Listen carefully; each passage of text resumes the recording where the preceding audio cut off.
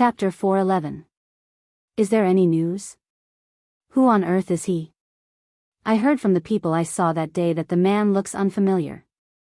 He doesn't seem to be very famous in the Qing and prefecture. Could it be that he isn't from the Qing and prefecture? This is outrageous.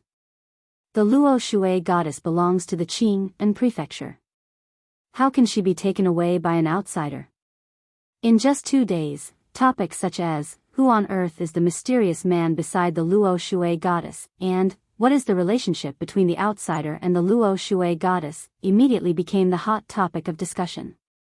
The speed at which it spread was enough to make people dumbfounded. In fact, the focus of people's discussion was no longer on Zheng Zumo. The man who appeared beside her that day was the focus of the public's opinion.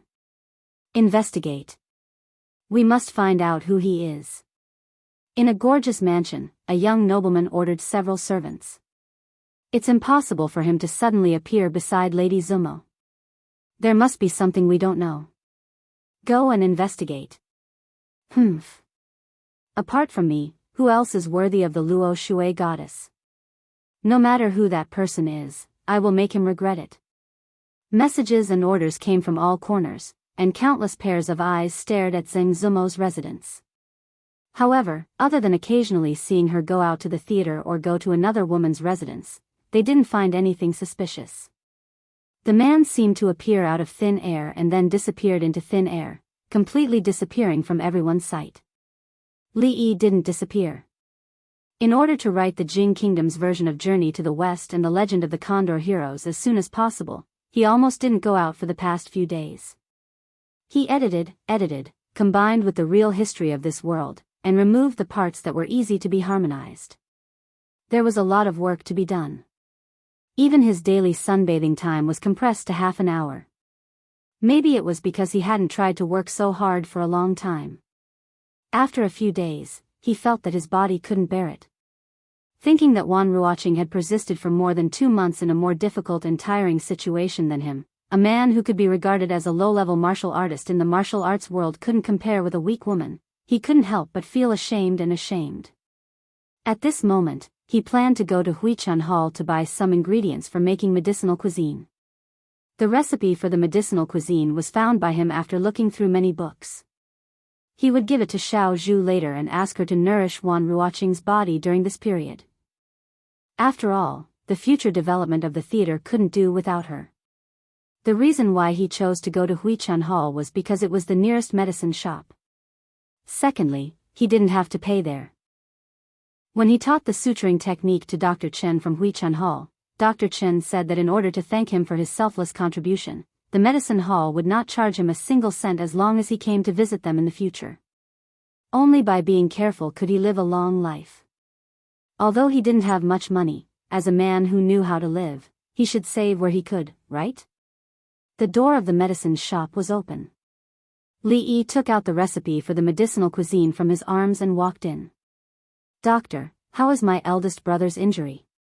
In Huichan Hall, a strong man grabbed Dr. Chen's arm and said, Don't worry. Let me go first. Dr. Chen struggled to get rid of the man's hand. He stood up and said, his external injuries are not serious. He will recover after a few days of rest. But the internal injury he suffered is quite serious. I'm afraid it will take him a long time to recuperate. A long time to recuperate? That is to say, my eldest brother won't die? The strong man pondered over Dr. Chen's words. After a moment, his face lit up and he grabbed Dr. Chen's hand again and asked. Dr. Chen shook off his hand again.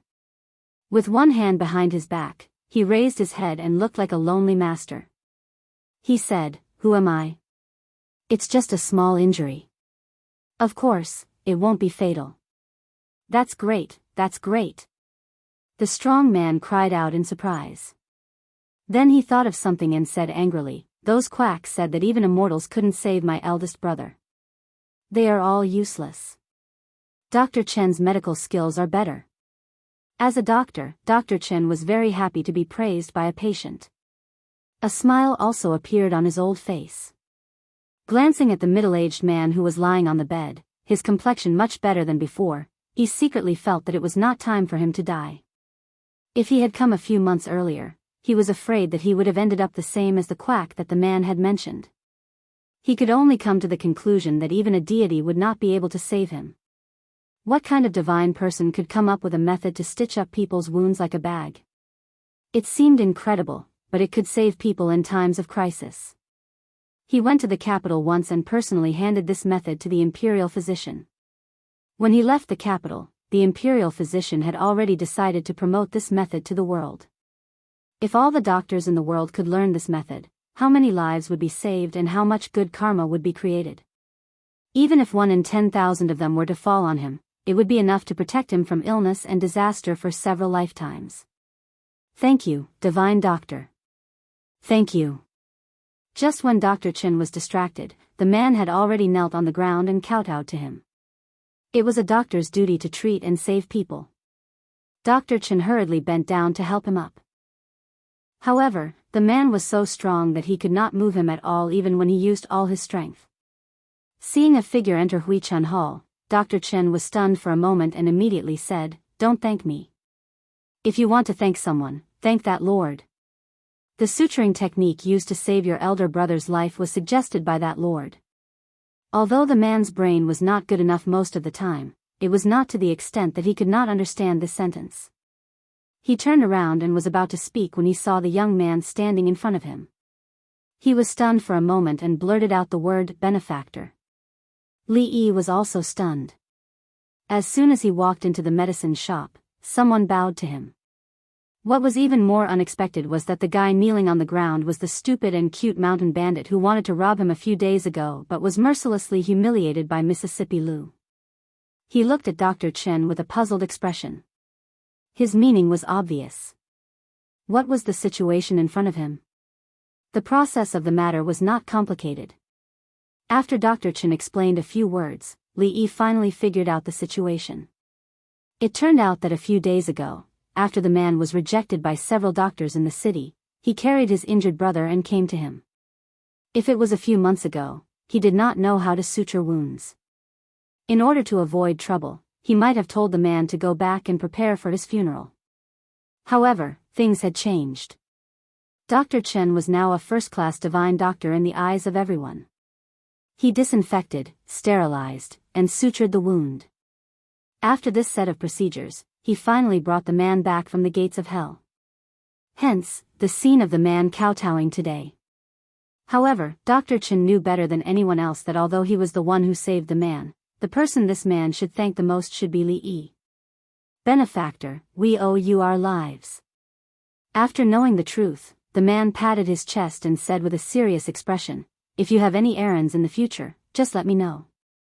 I won't frown even if I have to climb a mountain of swords or plunge into a sea of flames." Li Yi thought to himself, how is this owing a life?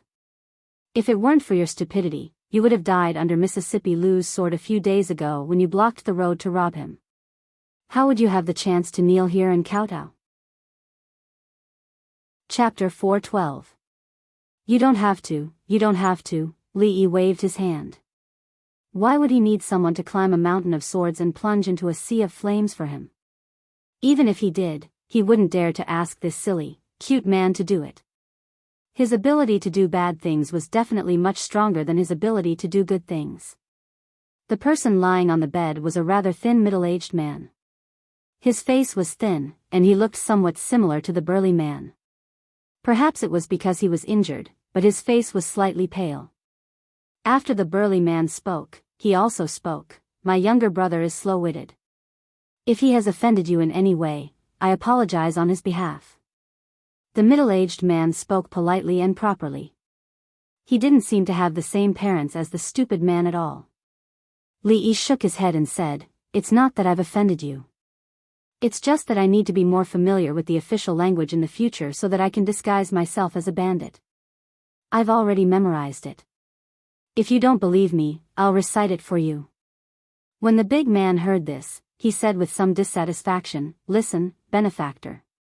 I planted this mountain, and I opened this tree." Li Yi was starting to wonder if the two of them were really twins, but the distribution of the brain during the embryonic stage was not very balanced. This man had obviously only received a small portion of the brain, but his body had been compensated. He was much more muscular than his elder brother. It was a surprise to see the two brothers here. He still had serious things to do. He explained the purpose of his visit to Dr. Chen. Dr. Chen immediately ran to the counter to get the medicine and asked if he could keep a copy of the prescription for the medicinal diet for later study. It was just an ordinary medicinal diet prescription. In the future, there were all kinds of dietary supplements that could be found everywhere. Li Yi had just picked one out of them. Perhaps any old Chinese medicine doctor's prescription was not worse than this one. If he wanted to study it, let him be. Watching Li Yi take the medicine and leave Huichan Hall, the big man's expression was a little regretful. He was not a person who didn't know how to repay kindness. On the contrary, if he received kindness from others for no reason, he would always feel depressed if he didn't return it quickly. However, they didn't need him at all, which made him very depressed. After a while, the big man seemed to think of something. He took out an ingot of silver from his arms and put it on the counter. He said to Dr. Chen, "This is the medicine fee for the next few days. If it's not enough, I'll think of another way." Dr. Chen smiled and pushed the silver back and said, "Since you're a friend of young Lord Li, if I accept the silver, I'm afraid I'll be punished. In the future, you can take the medicine and boil it here. Don't mention the medicine fee again." Huichan Hall had been open for dozens of years, so it must have accumulated a lot of money. Dr. Chen was not short of these few taels of silver. For him, because he had personally offered his miraculous skill, he had received a promise from the imperial physician, which was far more important than a few hundred or a few thousand taels of silver. Soon, he would hand over Huichan Hall to his disciple. He would go to the capital again and learn medical skills from Lord Lu. If he could achieve great medical skills in his lifetime and enter the imperial physician's bureau to work, he would have no regrets even if he died. The middle-aged man slowly sat up from the bed. He had always been decisive, so he didn't refuse. Even if he wanted to repay the kindness, the prerequisite was that his body could recover. He smiled and said, "I am greatly indebted to you, but I don't know your identity. I'm really ashamed. I wonder if Dr. Chen can tell me?" The middle-aged man was obviously very talkative. When the two of them talked, the big man felt a little bored. He scratched his ears and cheeks, feeling very uncomfortable. There were experts competing in the theater outside the city today. Both of them were rare experts on the heavenly list. He didn't know if the hero's ranking in heavenly list would change after today. If he could go and watch the show, how good it would be. Under Li Yi's arrangements, Wan Ruoqing didn't have much to do these few days. Other than occasionally going to the brothel, she stayed at home to read the two books, Journey to the West, and The Legend of the Condor Heroes. She wasn't very interested in the latter, but she heard from Old Sun that the book was very well received in the theaters outside the city.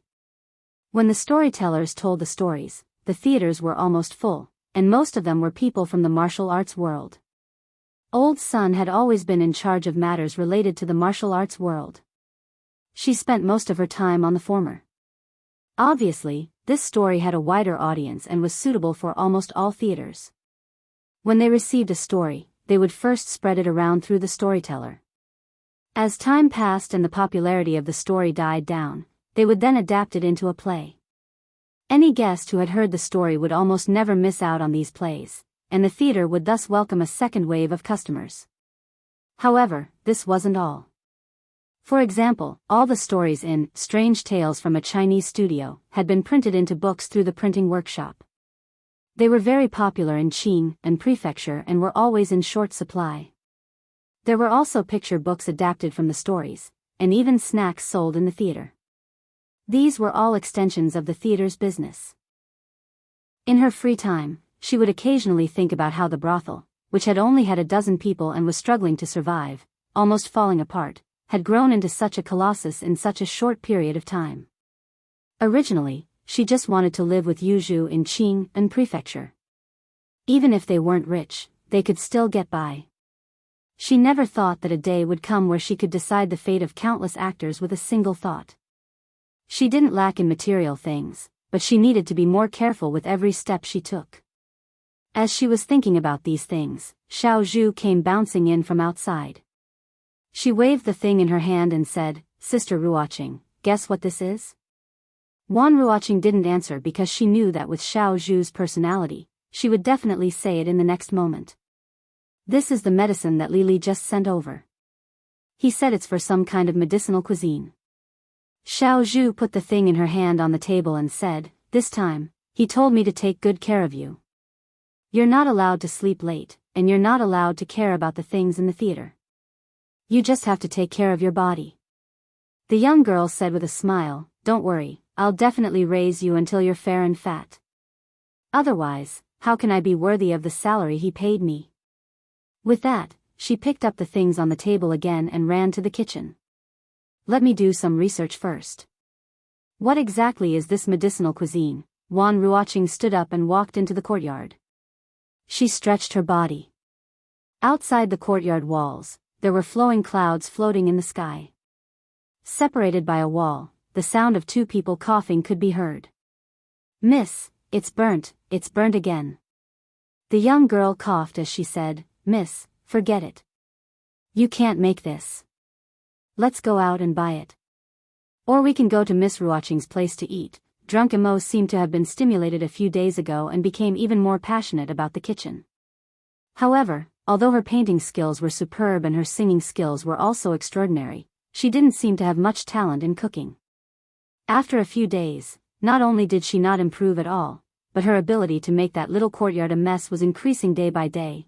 "Today's dishes, as usual, I have to make more."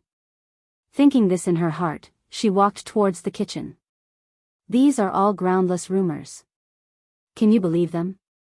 Li Yi rolled his eyes at Mississippi Lu and pushed the little servant girl's pitiful head to the side.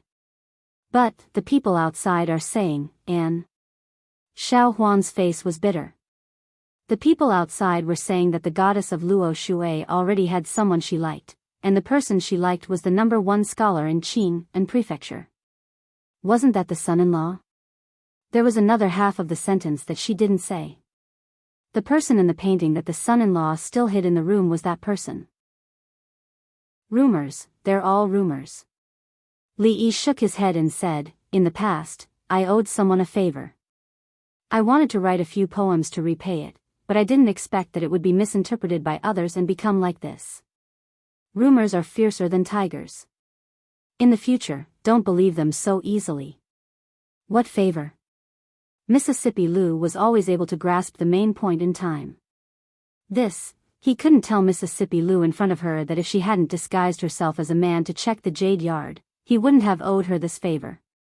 Li Yi waved his hand and said, "What favor is not important? Think about it. Who is the goddess of Luo Shui? She is the most beautiful woman in Qing and Prefecture. She is the goddess in the hearts of all men. The number of men chasing after her can line up from Rui Square to outside the prefectural city.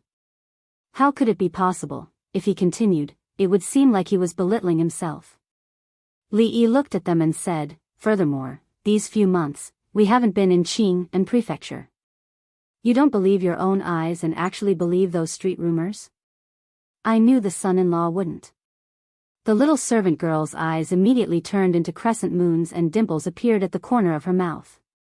Mississippi Lu thought for a moment and felt that what Li Yi said was very reasonable. She then looked at him and asked, "The most beautiful woman in Qing and Prefecture?" He shouldn't have said all this to them just now, especially to Mississippi Lu. He didn't even know what she was focused on. He had to go and talk to Rui. It was time to discipline this sister of hers. Rui's skills? Rui was tidying up her clothes in the room. She looked at Li Yi who was leaning against the door and thought for a moment. She said, "Although Rui is young, she is very talented in martial arts. With her current strength, as long as she doesn't encounter a grandmaster, she can basically be in a position of invincibility. However, because of her age and experience, she actually doesn't have much experience in fighting. If she meets an experienced master at the same level, she may be at a disadvantage. Are there many grandmaster masters in the martial arts world?" Li Yi thought for a moment and asked. Rui smiled and shook her head. She said, "The threshold to become a grandmaster is very high. In the martial arts world, including those martial arts seniors who are not well known, the number of grandmasters can be counted with 2 hands. Moreover, when martial arts reach that level, they have already returned to their original state and their state of mind will also improve. They rarely fight with others, so the possibility of meeting them is too small. With this, Li Yi was relieved. In other words, below the grandmaster level, with Mississippi Lu's strength, she could be proud in the martial arts world. And those who could beat her were definitely rare in this world. The probability of meeting them was not much higher than winning the lottery. Then let her be. Mississippi Lu always had excess energy. It was better to find a place for her to vent than to let her find trouble with him. The Wulin Hero list, produced by the theater, now had a lot of credibility and authority in the martial arts world and was recognized by many people in the martial arts world. Of course, after a few months, the current rankings had already undergone earth-shattering changes. Naturally, there was no change in the Grandmaster list. Those mysterious martial arts legends had long been recognized by the public. No one would be confident enough to challenge the names on the list. However, the Heaven ranking was just below the Grandmaster ranking and was also the most important and eye-catching ranking of the Wulin Hero ranking. It changed almost every few days, and new names would appear on it from time to time. The original rankings on it were also constantly changing. The martial arts competition in the martial arts world was popular because of this list. Everyone was proud of having a ranking on the hero list. Every day, there were people in the theater who would classify and organize the information collected to ensure the timeliness and fairness of the list. There were even storytellers who turned the ranking battles into wonderful stories. Those in the martial arts world who did not have the chance to see the battle with their own eyes were also satisfied. It also made Oldman's son and the others count money until their hands were cramping. However, no matter how the ranking on the list changed, the first place of the Heaven list still belonged to a woman. Although that position originally represented strength and status, when other people increased their ranking through battle after battle, they never saw the first place of the Heaven list. Even when someone announced that they wanted to challenge the first place never responded.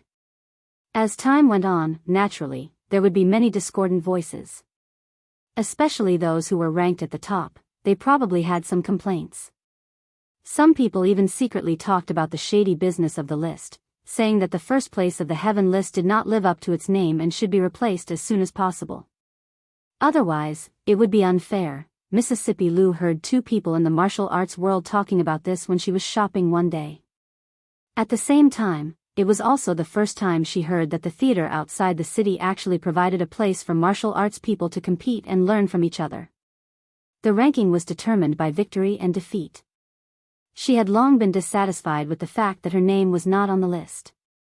The next day, she single-handedly defeated the 9th place of the Heaven list, a master who happened to be in Qing and Prefecture. She entered the top 10 of the Heaven list in her first battle.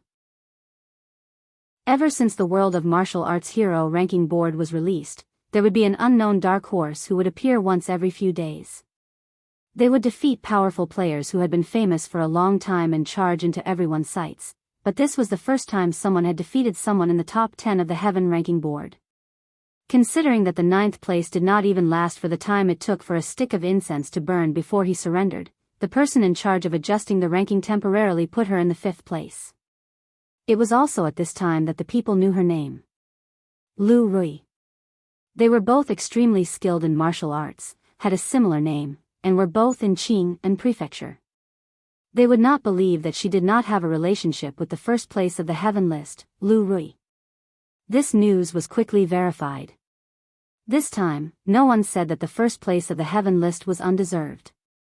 The younger sister was so powerful, how bad could the older sister be? If anyone still had doubts, they would first defeat the 5th place of the Heaven list. The reason why she was ranked 5th was because the 3 people in front of her were not in Qing and Prefecture. Perhaps even those 3 did not have absolute confidence in defeating her. There was no need for the theater to deliberately promote her. This heroine Lu, who came out of nowhere and had both beauty and strength, became the hot topic of discussion in Jianghu in a few short days.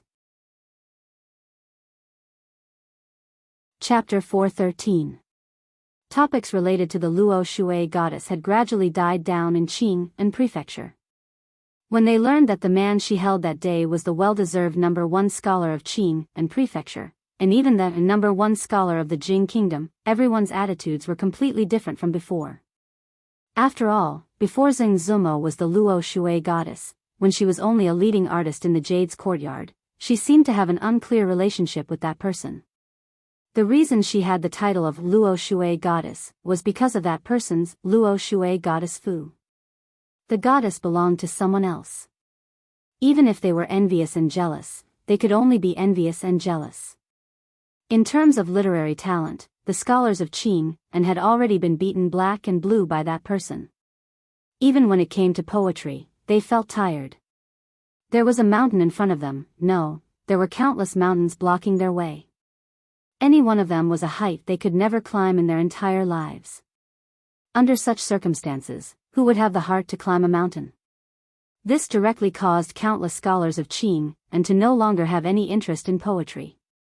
Most of their energy was placed on history and essays. It made Professor Feng smile in his sleep. Poetry was a small path. As scholars, they should focus on the imperial examinations. They could not lose sight of the bigger picture because of small gains. Who would have thought that something he had advised countless times to no avail would be solved by that kid with a few poems? According to a few professors of the prefectural school, Professor Feng was overjoyed and immediately composed a poem. When he raised his eyes and saw the bright moon collection that a student had placed on the table, his face immediately darkened and he burned his poem. Because Li Yi's most famous poem was Shui Diao Getu, almost everyone in Qing and prefecture could recite, "When will the moon be clear?" Holding a cup of wine, I asked the blue sky. Some busybodies took the first two words and named his poem, Collection of Bright Moon. Li Yi never participated in poetry competitions and did not interact with the scholars. Naturally, he could not deny this. Over time, everyone tacitly agreed. Other than his literary talent, he was also the former Anxi County lieutenant. Now, he seemed to have been transferred to the capital. Although his official position was not known, he had been favored by the emperor when he was still in Qing and prefecture. Now, it was likely that he would go one step further. Although no one knew why he had returned to Qing and prefecture, he was still someone most people had to look up to. No matter how they compared themselves to him, it was a sad thing. Everyone felt depressed in their hearts, but they had to admit that they were impressed. Of course, not everyone thought that way. What number one scholar in Qing and prefecture? Can scholars be eaten? In the Yichuan brothel, a young nobleman lay on a soft mattress in one of the rooms. In his arms was a beautiful woman that the brothel had recently promoted. The young man's hand groped the woman's perky curves as he said, even if he was the commandant of Anxi County, that was only in the past. So what if he went to the capital? He still came back with his tail between his legs. What does Miss Zumo see in him? Yes, young master is right. A skinny young man who was dressed like a servant nodded and said, Anxi County is young master's territory.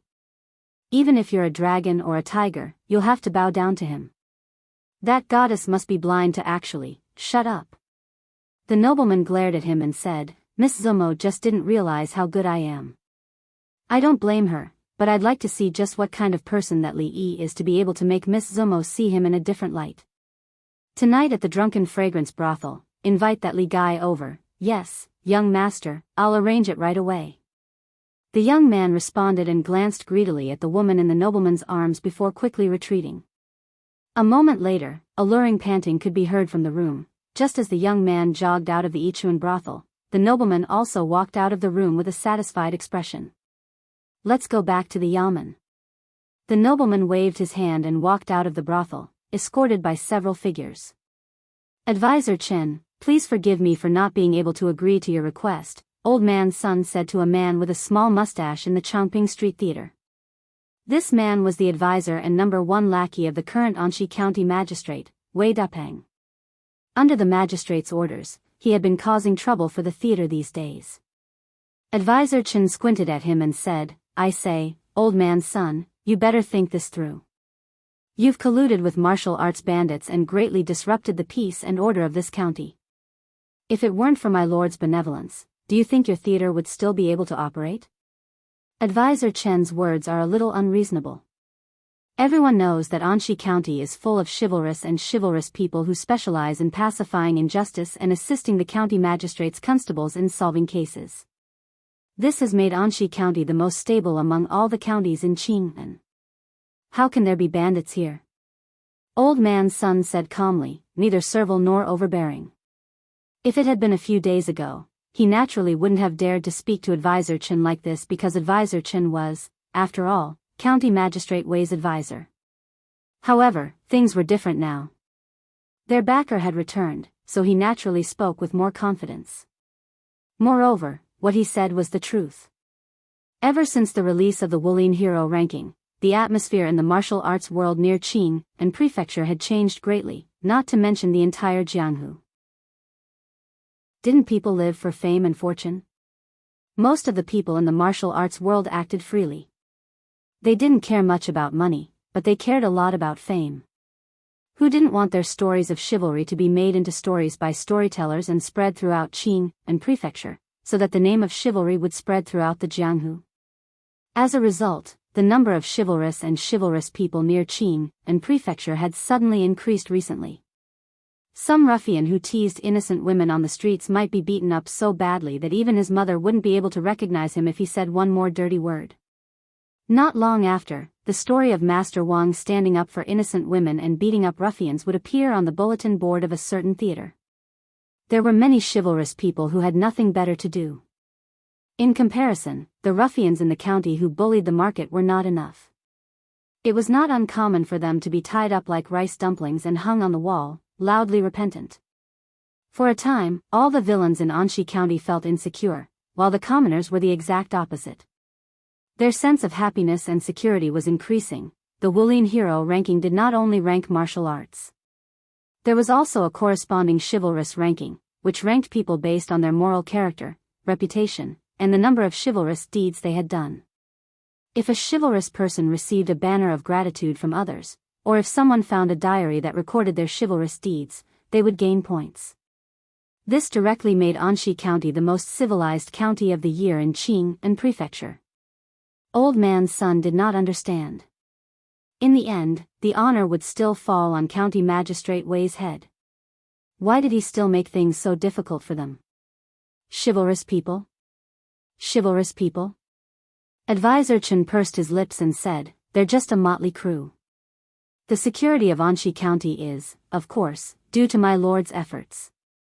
What does it have to do with those bandits? Hearing Advisor Chen's words, even the two bailiffs behind him couldn't help but twitch the corners of their mouths. The security of Anxi County was, of course, due to the former county lieutenant. After the county lieutenant left, it was the theater that drove those chivalrous people from the martial arts world that contributed the most. It had nothing to do with County Magistrate Wei.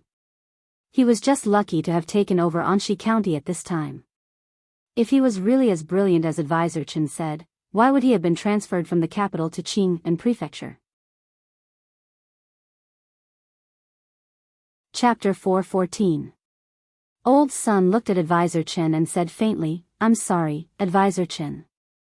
If you have anything to say, you should speak to our boss. The theater still had a long way to go.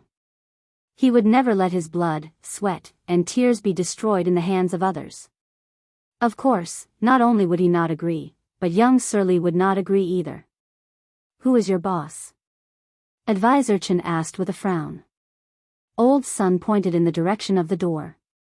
That's him. Advisor Chen turned his head and looked at the young man walking in. He was slightly startled. He didn't think that the boss of the theater, which was almost everywhere in Qing and Prefecture, would be so young. In his shock, he didn't notice that the two bailiffs standing beside him became excited when they saw the young man. I don't care who is in charge here. My boss has condescended to host a banquet at Drunken Fragrance Tower tonight. He has invited some merchants like you. Remember, this is your last chance. Advisor Chen said coldly. He then turned to the two bailiffs and said, let's go. It wasn't until a long time after he left the theater that he felt something was missing. He looked around and found that the two bailiffs who were supposed to be following him were gone. "Sir, you're back." The two bailiffs immediately walked to Li Yi's side and said excitedly the moment advisor Chen walked out of the door. Li Yi looked at the two and smiled. "Dainyu, Wei Chang, I haven't seen you in a few months. You two seem to have regressed." Dainyu laughed awkwardly. Ever since Sir Lu left, County Magistrate Wei only used his own confidants in the county government. The days of old bailiffs like them were not good. During this time, bailiffs Dainyu and the others have helped us a lot. Otherwise, our days would have been even more difficult before Sir returned, Old Sun said with a smile. "It's only right, it's only right." Dainyu rubbed his head and smiled. "I was thinking of quitting this lousy bailiff position and finding a job here. It's better than being bullied in the county government." All right. If you don't want to be a constable, do you think your wife will forgive you?" Li Yi waved his hand, sat down on the chair next to him, and said, just in time. "Tell me, what's going on with that Lord Wei? What's the situation in the county government now?" No one knew these things better than Dainyu and the others. Dainyu stepped forward and immediately said, "This is Sir Wei. He came here after Sir Lu was transferred to the capital to be a high-ranking official. I heard that he used to be an official in the capital, but I don't know what kind of official he was. Usually, his eyes are on his head." Even Magistrate Wang and Secretary Jing didn't look him in the eye. Magistrate Wang was very sad. He was so sad that he couldn't even taste his favorite tea. He was healthy, his children were filial, and his married life was harmonious. The only thing that could trouble him was his career. 2 months ago, on a sunny day like today, he and Magistrate Lu had rare leisure time. They drank tea and chatted in a secluded place in the back of the government office. Anxi County had become a model for all the counties in Qing and Prefecture and even the whole country. Even the imperial court had praised it. As parents and magistrates, they naturally gained a lot of credit. The two of them, who originally didn't have much hope for an official career, couldn't help but feel a little ambitious as they chatted. He still remembered County Magistrate Lu's high-spirited appearance that day. At that time, he had even flattered him. It was probably because County Magistrate Lu's forehead was full of vigor and his glabella was shining. In the future, his career as an official would definitely prosper, and he would not waste his life in the position of Anxi County Magistrate. Before the two of them finished their cup of tea, a yamen runner came to report that the imperial court had sent an urgent document. What happened after that could be described as a twist and turn of events. Magistrate Lu was really promoted. The Anxi County Magistrate inexplicably became the capital magistrate. It seemed that they were both county magistrates, but there was a huge difference between them. Although Anxi County was also a superior county, the Anxi County Magistrate couldn't be compared with the capital magistrate in terms of rank, status, and future. One could only drink tea and chat in a place 800 miles away from the capital, while the other entered the real center of power in this country. Many people said that one couldn't be a capital magistrate for 3 lifetimes, which meant that one could only be a capital magistrate if he didn't practice morality for 3 lifetimes in a row. It was like saying that the grapes were sour. Whoever believed it would be an asshole. Although County Magistrate Wang was envious of County Magistrate Lu, he was still a little happy in his heart. After all, in Anxi County, as the second in command, he was only half a rank lower than Magistrate Lu. Of course, those big shots in the magistrate's office were not included. Generally speaking, when Magistrate Lu left, he could also move up a bit. Although it was only half a rank, he was still a top official, wasn't he? However, Magistrate Wang didn't receive an imperial edict from His Majesty, but County Magistrate Wei came. County Magistrate Lu became County Magistrate Wei, but Magistrate Wang was still the same Magistrate Wang. What made him even more depressed was that County Magistrate Wei was transferred from the capital and seemed to be very familiar with a big shot in the magistrate's office. He had only been here for 2 months, but he already had the absolute initiative in the county government.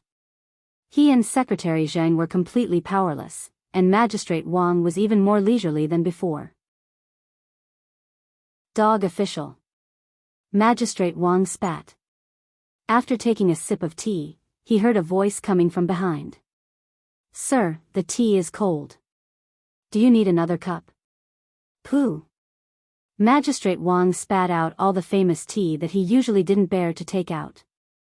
He turned around in panic. When he saw the person standing behind him, he scolded angrily, "Bastard, when did you come here?" "Just when Sir scolded me as a dog official."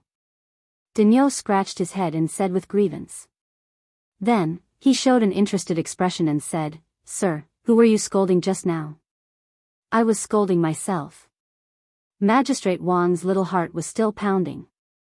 He kicked Daniel's butt hard and said, get out, get as far away from me as possible. Don't let me see you again." "Just scold County Magistrate Wei. Everyone in the county government knows that you always scold County Magistrate Wei behind his back," Daniel muttered and said as he walked back, "I came to tell Sir that Sir Li is back.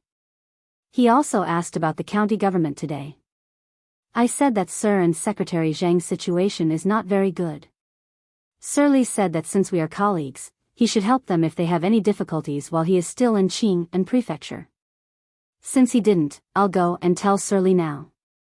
"Get out, if you don't get out." Seeing Daniel muttering, Magistrate Wang just scolded him. Suddenly, he seemed to think of something and asked, "What did you say?" "Sir Li is back." "Which Sir Li?" "But Sir is no longer a county lieutenant now. Even if the two of us joined hands, we can't defeat County Magistrate Wei." "Forget it." Daniel muttered to himself and then shook his head. He was about to leave Magistrate Wang's sight. County Lieutenant. Could it be County Lieutenant Li? Hearing this, Magistrate Wang's eyes lit up. Looking at Daniel's disappearing back, he rushed up like an arrow. Come, Daniel, taste this tea." Magistrate Wang poured a cup of tea for Daniel and patted his shoulder. He said with a smile, "You have been a constable in the county government for a long time. I remember that you were already here when I was just transferred to Anxi County. Daniel, tell me honestly, how do I usually treat you?" Seeing Magistrate Wang uncharacteristically stroking his shoulder with one hand, Daniel took a few steps back and suddenly thought of a rumor that all the runners in the county government knew. It was said that Magistrate Wang and County Magistrate Lu often did some shameful things in a room in the back office. It was not a big news that Magistrate Wang had a fetish for men. Thinking of this, he immediately covered his chest with his hands and said in horror, Sir, don't do this. I won't obey you even if I die." Chapter 4:15. Did Lord Li really say that? Magistrate Wang pretended to be calm as he looked at Daniel, but he was actually very nervous. Others might not know about his former colleague's magical powers, but how could he not know? He might not be able to fight against the new prefectural magistrate, but County Magistrate Wei. Who was County Magistrate Wei? Daniel scratched his head and said, "Not necessarily. Perhaps I misunderstood." Lord Li actually didn't mean that. Magistrate Wang's eyelids twitched. If he didn't have something to ask him, he would have kicked him. He forcefully suppressed his urge to kick him and said, "What did Lord Li say? Tell me everything without missing a word." What Daniel said next would determine whether he could turn over a new leaf in the future and whether he could resist County Magistrate Wei's dictatorship. The serfs could turn over and sing. Whether they would live standing or die kneeling, in short, this was the only light he could see at this moment. After a while, Magistrate Wang nodded with satisfaction.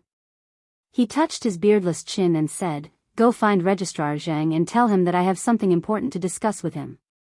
Then go to Intoxicated Fragrance Restaurant and book a table for tonight's banquet. By the way, send an invitation to Magistrate Li's mansion." Daniel nodded and asked, "Find Registrar Zhang, book a banquet, send an invitation. Is that all? After you're done with these things, go pick up the manure water in the latrine of the county government office." Magistrate Wang turned around and walked back to his room. When he reached the door, he stopped and said indifferently, Pick up the manure water?" Hearing this, Daniel's expression immediately changed. In a room at the back of the Anxi County government office, a slightly plump middle-aged man sat on a chair and flipped through a book on the table. Advisor Chen hurried over from outside. After knocking on the door, he entered the room and said respectfully, "Lord, I've informed all those people." "All of them?" County Magistrate Wei Dapeng raised his eyelids and asked, "What did they say?" Advisor Chen smiled and said, "Don't worry, Lord. If they're smart, they'll know what to do." County Magistrate Wei looked out of the window and said indifferently, "I'm just afraid that they're not smart." Advisor Chen laughed sinisterly. "If they're not smart, we'll make them smart." As if remembering something, County Magistrate Wei asked again, "Have you been to that theater?" "My lord, I've already informed them," Advisor Chen immediately replied. He raised his head to look at the county magistrate with a puzzled expression. He didn't understand why the county magistrate was so concerned about the affairs of those lowly actors. Shouldn't the most important thing now be striking while the iron is hot and establishing his prestige among the rural gentry of Anxi County so that he could gain a firm foothold here? County Magistrate Wei saw his advisor's confusion, but he was too lazy to explain. Although he still regarded those actors as untouchables, untouchables also had their own uses. At least the current public security situation in Anxi County was inextricably linked to them. As the county magistrate of Anxi County, how could he allow such power to fall into the hands of others? Nowadays, Anxi County was a paradise for most of the officials. Every year, the imperial court would inspect the county and place it at the top of the list. This was a great thing for the officials in the county. If they stayed here for a few years, they would be able to advance further and officially step into the center of power in this world. For example, he had coveted the position of his predecessor, the capital magistrate, for a long time. "Has that kid been well behaved recently?" County Magistrate Wei asked again. Although he usually didn't discipline his son much, he had just arrived at Qing and Prefecture. In the prefectural city, there were countless people that even he couldn't afford to offend. That kid thought that he could do whatever he wanted after coming to Qing and Prefecture from the capital. He had caused a few troubles for him previously, and now that he had yet to gain a firm foothold here, he had to be kept in check. The young master has been much more well-behaved these days, but he has been loitering around the brothels a little. He seems to have some interest in a famous woman in Qing and Prefecture. Before Advisor Chen could finish, County Magistrate Wei waved his hand and interrupted him. Loitering around the brothels was nothing. As for the woman he liked, if her family was clean, he could even bring her back as a concubine. County Magistrate Wei had never cared about such things. As Advisor Chen walked out of the room, on the other side of the prefectural city, Yang Liuqing, who was cleaning the courtyard and thinking about what her master had said, suddenly raised her head and looked at the skinny young man who had just walked in. "Li Yi is," the young man said loudly. When he saw the young girl in the courtyard, his eyes immediately widened and he swallowed the words he wanted to say. "What is it?" Yang Liuqing frowned slightly. The young man's gaze made her feel very repulsed. If he hadn't come to find her martial uncle, she would never have let him take a step into this courtyard.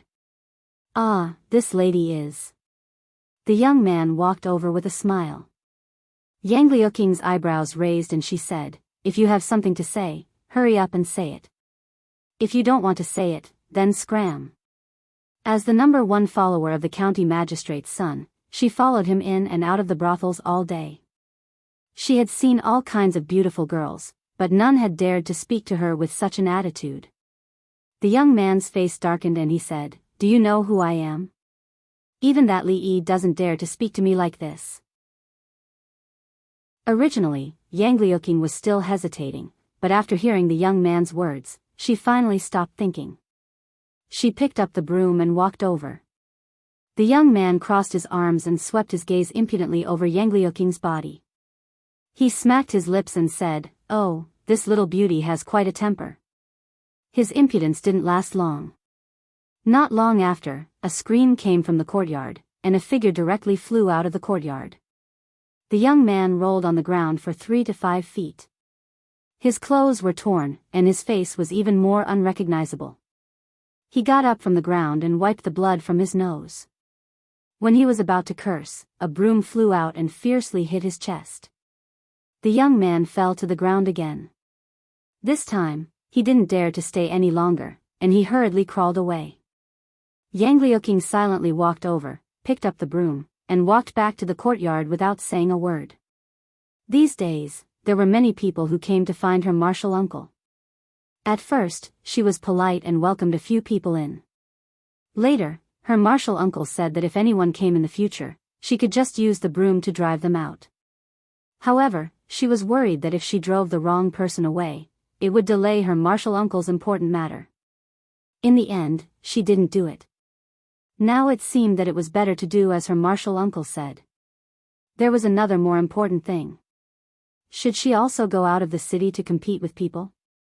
These days, she had been improving rapidly. If she was lucky, she might be able to squeeze into the bottom of the heaven list. Her hands unconsciously swept the ground until another figure appeared in front of the door. What happened? When Li Yi saw Daniel, he was holding his butt and crying softly. Of course, Daniel couldn't tell him that he was beaten by a woman with a broom. He hurriedly handed over an invitation and said, "Sir, this is what Magistrate Wang asked me to send.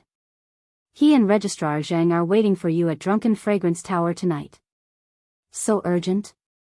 Li Yi took the invitation and said, "It seems that Lord Wang and Lord Jing don't seem to be doing well.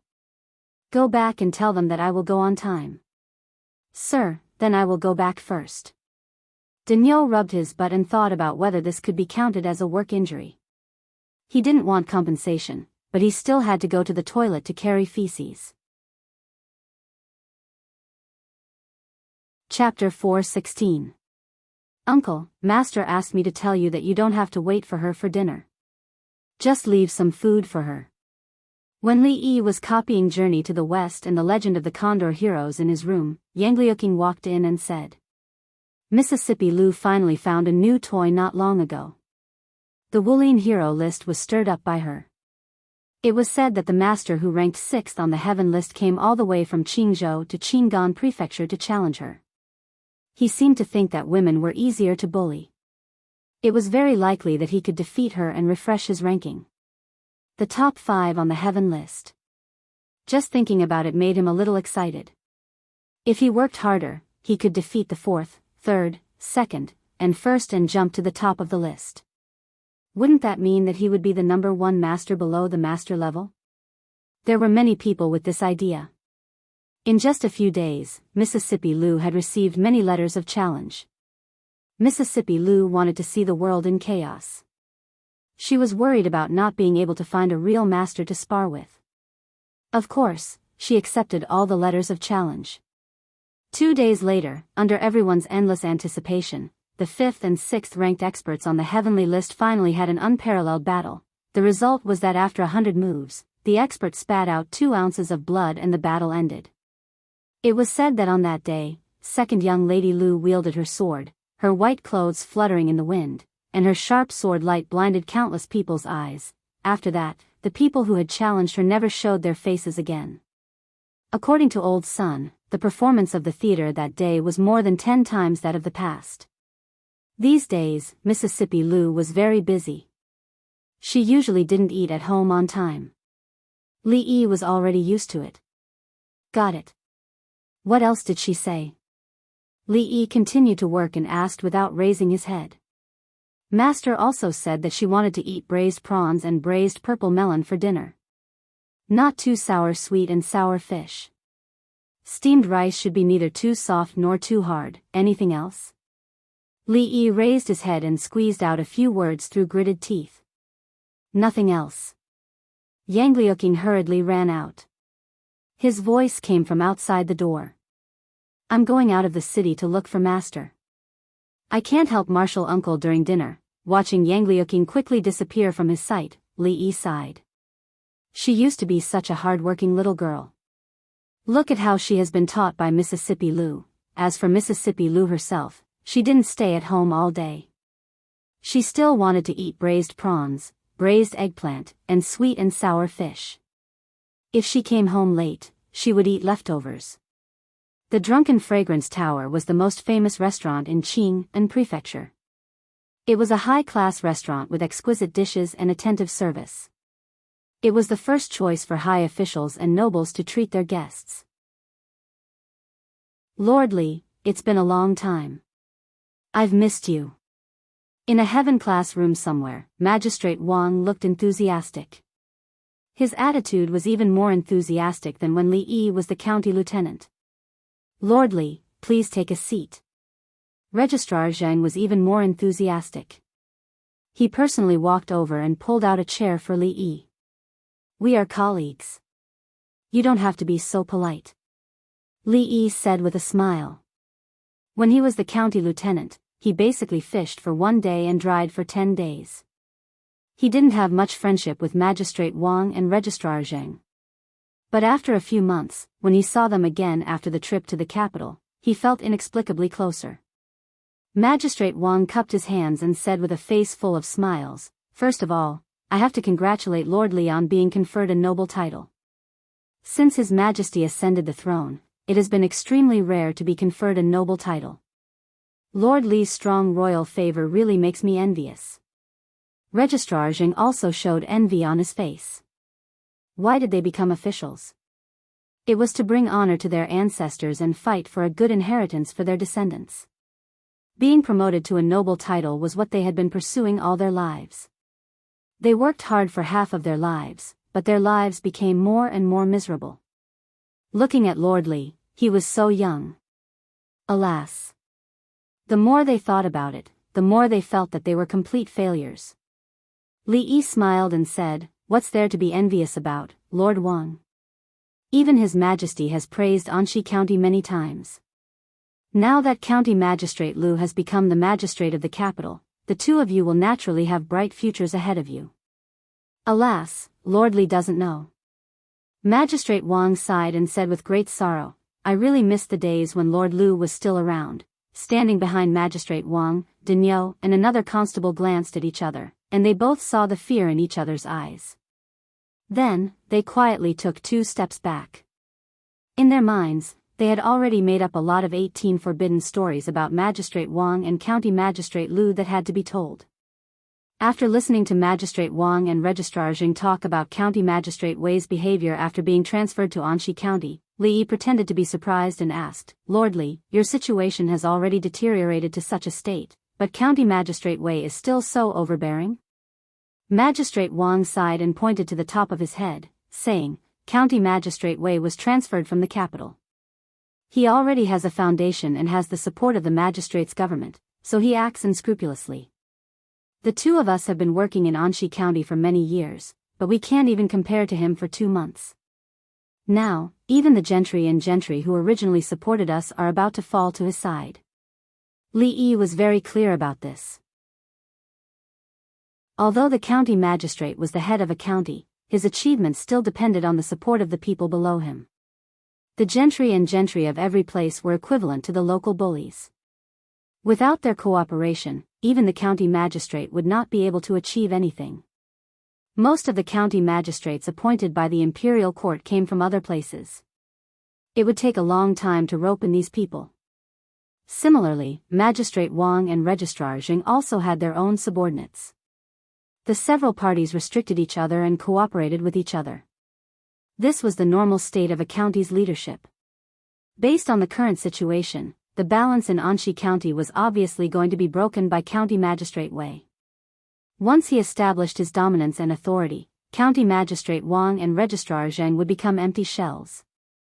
In the future, not to mention their future, they would definitely have to retire in advance and live a leisurely life.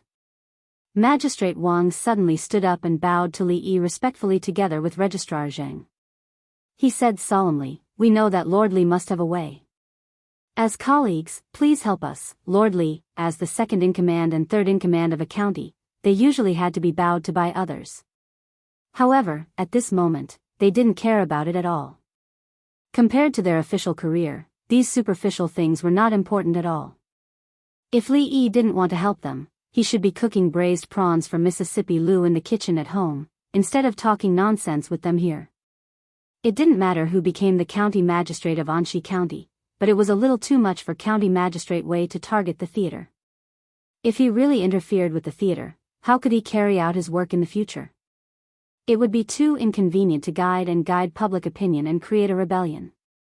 Regarding this matter, no matter what, he had no reason to sit back and do nothing. Chapter 4:17. You're too polite. Li Yi made a gesture with his hands and said, since you've said so, I can't just sit back and do nothing. But this matter can't be explained clearly in a few words. Let's sit down and talk about it slowly. After getting Li Yi's promise, Magistrate Wang and Registrar Zhang's dejection was swept away, and their faces were full of expectation. Even County Magistrate Liu had to respect County Magistrate Li before. Since he was so confident, the possibility of success should be 80 to 90%. What's your plan? Magistrate Wang looked at him and asked. Li Yi didn't answer directly. Instead, he looked at them and asked, before that, I want to ask you two first. County Magistrate Wei squeezed you out. Did you really have no preparation at all? If the two of them really watched them fall to this point without taking any measures, Li Yi felt that it would be better for them to be an empty shell. Magistrate Wang and Secretary Zhang looked at each other and hesitated for a moment. Then, they looked at Li Yi and said with a smile, you must be joking. If I really didn't have any preparation, I'm afraid I wouldn't have the chance to be the county magistrate more than 10 years ago. As soon as Magistrate Wang finished his words, Secretary Zhang smiled and took out a booklet from his arms. He handed it to Li Yi and said, have a look at this, Mr. Li. Daniel and that constable looked at each other quickly. Having worked in the county government for so many years, how could they not have any political sense? They knew that what these officials were going to say should be something big, so they hurriedly said, Mr. Li, we'd better stand outside and watch. Li Yi waved his hand and said, it's not a big deal. You can listen to it if you want. Magistrate Wang's face showed a trace of thinking. The next moment, he said, listen to Mr. Li. You can stay here. Secretary Zhang nodded slightly and understood the implication of Magistrate Wang's words. From now on, Daniu and Wei Chang would be their trusted subordinates. Magistrate Wang no longer looked at Daniu and the others. He turned his head and looked at Li Yi with a trace of worry on his face. To tell you the truth, although County Magistrate Wei has done things perfectly, we still have some information that we can use against him. However, these are far from enough. County Magistrate Wang and Secretary Zhang certainly wouldn't sit still and wait for death when County Magistrate Wei forced them like this. However, the problem was that the things they collected were far from enough to bring down County Magistrate Wei. In the officialdom, if they couldn't kill County Magistrate Wei with one blow, what awaited them would be more terrible things. These things are indeed not enough, but what if you add this? Li Yi took out a plate from his pocket and threw it to Magistrate Wang. Magistrate Wang hurriedly took the plate. After looking at it for a while, he asked in confusion, Lord Li, what is this? Looking at the puzzled expressions on their faces, Li Yi had the urge to turn around and leave. What? That Li Yi actually didn't come? In another room of the Drunken Fragrance Tower, a noble young master said with a slightly angry expression. The young man, who looked a little embarrassed with a scratch on his forehead, gritted his teeth and said, Young master, that Li Yi obviously didn't take you seriously. Are we just going to let this go? Is the Li Yi that young master Wei mentioned the first talent of Qing and prefecture? A young man in the room suddenly asked. What? Is there a problem with that Li Yi? The noble raised his eyebrows and said. The young man hesitated for a while and said, Not really, but his background is indeed not that simple. If young Master Wei wants to touch him, you better be more careful. This young Master Wei had just arrived and hadn't heard the rumors about that person. Although he didn't know that much about that Li Yi, it was best to say what he knew to avoid unnecessary trouble. Although my father doesn't allow me to cause any trouble during this period of time, you have hurt my people. If I just let this matter go, would I still have any face left? Although he had already raised some vigilance in his heart, the noble young master was still unyielding with his words. The young man at the side suddenly thought of something and said, Young master, sir seems to be at Drunken Fragrance Tower tonight, so what if my father is here? The noble slammed the table and said, I don't want to do anything. Can't I just have a meal here?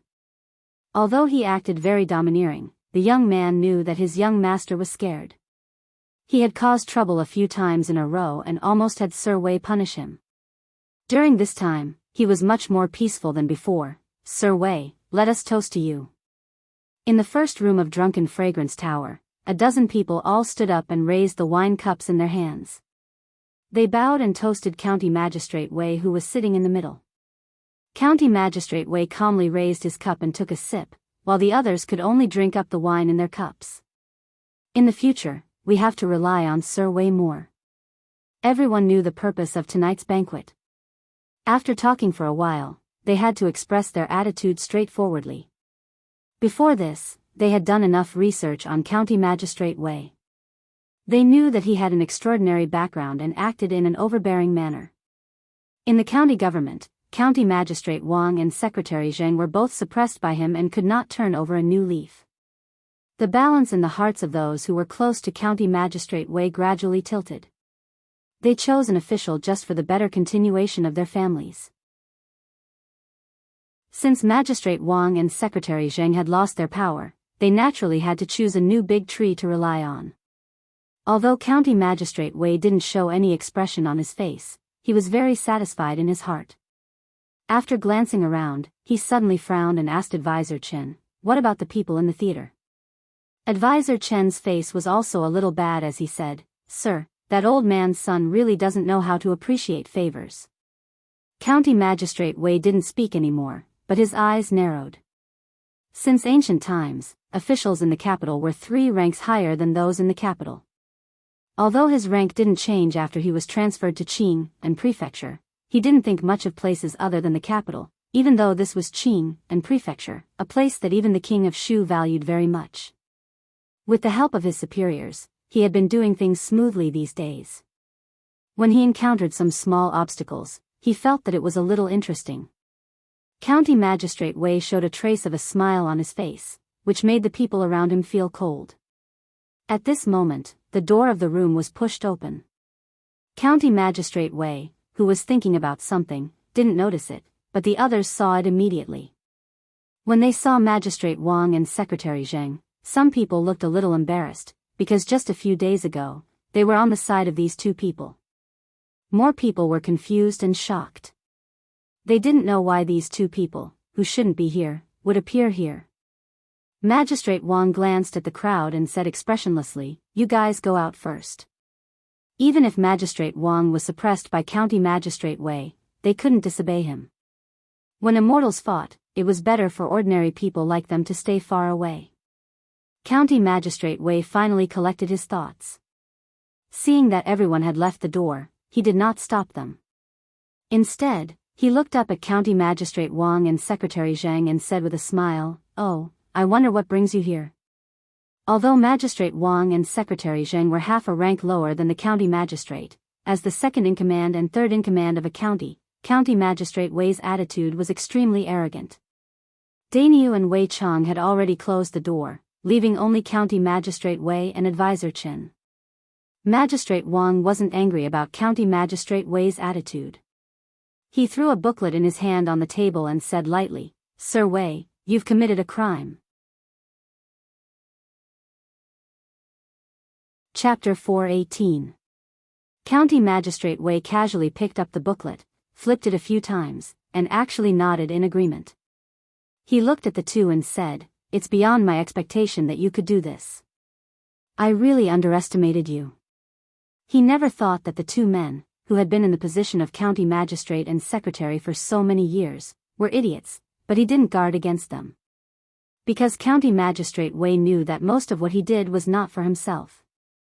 Even if he had some selfish motives, it was harmless. Even if these things were really put on the table, he wouldn't be afraid. However, he was a little curious about what the two men were thinking. Was this what County Magistrate Wang and Secretary Zheng relied on? Did they really want to turn the tables with these things? County Magistrate Wei threw the booklet on the ground and said, "If this is all, I'm afraid I'll let you down." When County Magistrate Wei said these words, his tone was a little cold. County Magistrate Wang and Secretary Zheng chose the most inappropriate time and the most inappropriate place to offend him. Although it made him a little unhappy, he didn't have to worry about what he was going to do next. "We are colleagues. Why do you have to force us?" County Magistrate Wang sighed and bent down to pick up the booklet on the ground. County Magistrate Wei said lightly, things in officialdom are always involuntary. You have been an official for so many years. Don't you know this truth? Clap. A crisp sound suddenly sounded in the room, like the sound of a piece of wood falling to the ground. County Magistrate Wang picked up a small wooden plate that fell out of his arms and said, as a county magistrate, County Magistrate Wei should set an example. It's wrong to throw things at random. Even if it can't hit people, it's not good to hit flowers and plants. If it's seen by outsiders, it will damage your reputation. County Magistrate Wang didn't put the wooden plate back into his arms again. He deliberately waved it in front of County Magistrate Wei and said, is what I said right or not? What do you think? County Magistrate Wang's words were not timely. If there was no wooden plate, County Magistrate Wei would definitely think that there was something wrong with his brain and that he was talking nonsense. But he saw it after all, and he saw it very clearly. When he saw that extremely ordinary wooden plate, County Magistrate Wei's indifferent face disappeared, and his pupils suddenly shrank. Sir, the dishes in the kitchen are not for sale. If you want to eat something, just tell us, and we will immediately prepare and send it to you. This won't do. The cook of Fragrant House looked helpless. The young man in front of him was simply the weirdest guest he had ever met. If he wanted to eat something, he could tell the waiter and they would naturally prepare and send it to him as soon as possible. But he didn't order any dishes. Instead, he insisted to buy some fish and prawns and Kunlun purple melons. Didn't up. The waiter behind the young man winked at the cook and said, what are you talking about? This guest is a distinguished guest. Isn't it just a few dishes? Hurry up and prepare. If other guests had made such a request, they would have chased them out as troublemakers. However, the guests in the heavenly room were not ordinary. It was not worthwhile to offend them for such a small matter.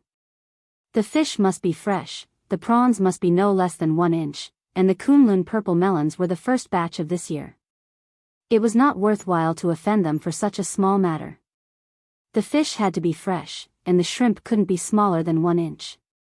As for the Kunlun purple melon, that was the first crop of the year. Even the restaurant couldn't meet the demand. This young master really knew how to pick. The fish must be fresh, the prawns must not be less than 1 inch, and the Kunlun purple melons, that was actually the first batch of this year. The supply could not meet the demand. This young man really knew how to choose. County Magistrate Wei came from the capital, so he shouldn't be as ignorant as those two. The Secret Intelligence Department was actually a sharp blade hanging over the heads of all the officials, from the 7th-rank county magistrate to the 1st-rank officials. No one was not afraid of these people who dissociated from the law and represented the will of the emperor. On the way from the capital to Qing and prefecture, he had used this wooden plate several times and made some additional discoveries. Apart from the capital, the power of the Secret Intelligence Division was everywhere. The officials never knew their counselors, housekeepers, or even coachmen at home. Besides being counselors, housekeepers, and coachmen, they didn't know what other identities they had. A wooden plate inadvertently revealed could change the position of the master and servant instantly. The emperor couldn't be a harmless uncle next door.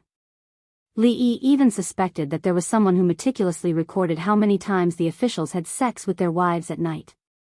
Whether there was such a person in the Viscount's mansion, Li Yi didn't know, but it wouldn't affect him much.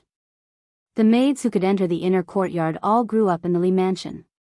When he was sunbathing in the yard, no one could hear him except the wind. When he was about to go upstairs, a few figures came down from upstairs. The young man in the lead had a young woman in his arms. Surrounded by several people, they took up most of the space on the stairs. When Li Yi walked up sideways, he suddenly saw the woman turn her head and ask in surprise, "Are you Li Yi, Li?"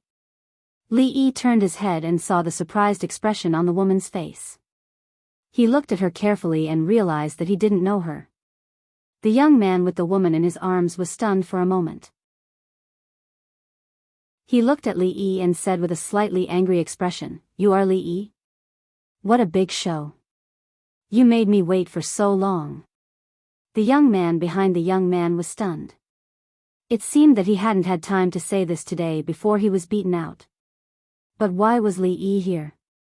Had he already said it, but he was beaten so badly by the woman that he forgot? Li Yi glanced at the young man's face. He still didn't know this man. What did he mean just now? Let me tell you, Goddess Luo Shui is mine. You'd better stay away from Lady Zui Mo in the future, otherwise. The young man let go of the woman, looked at Li Yi, and threatened. Psycho. Li Yi turned his head and left. He had seen too many people like this in the past few days. Before the young man finished his words, he had to stop. A trace of anger appeared on his face. He strode upstairs and reached out to grab Li Yi's collar. In the innermost part of the second floor, outside the Tianzi room number 1, many people were waiting anxiously, but there was no sound from the room. County Magistrate Wei and County Magistrate Wang, Secretary Zheng, had already fallen out. What else could be discussed for so long? Of course, no one knew that in the room, a layer of sweat had appeared on County Magistrate Wei's forehead.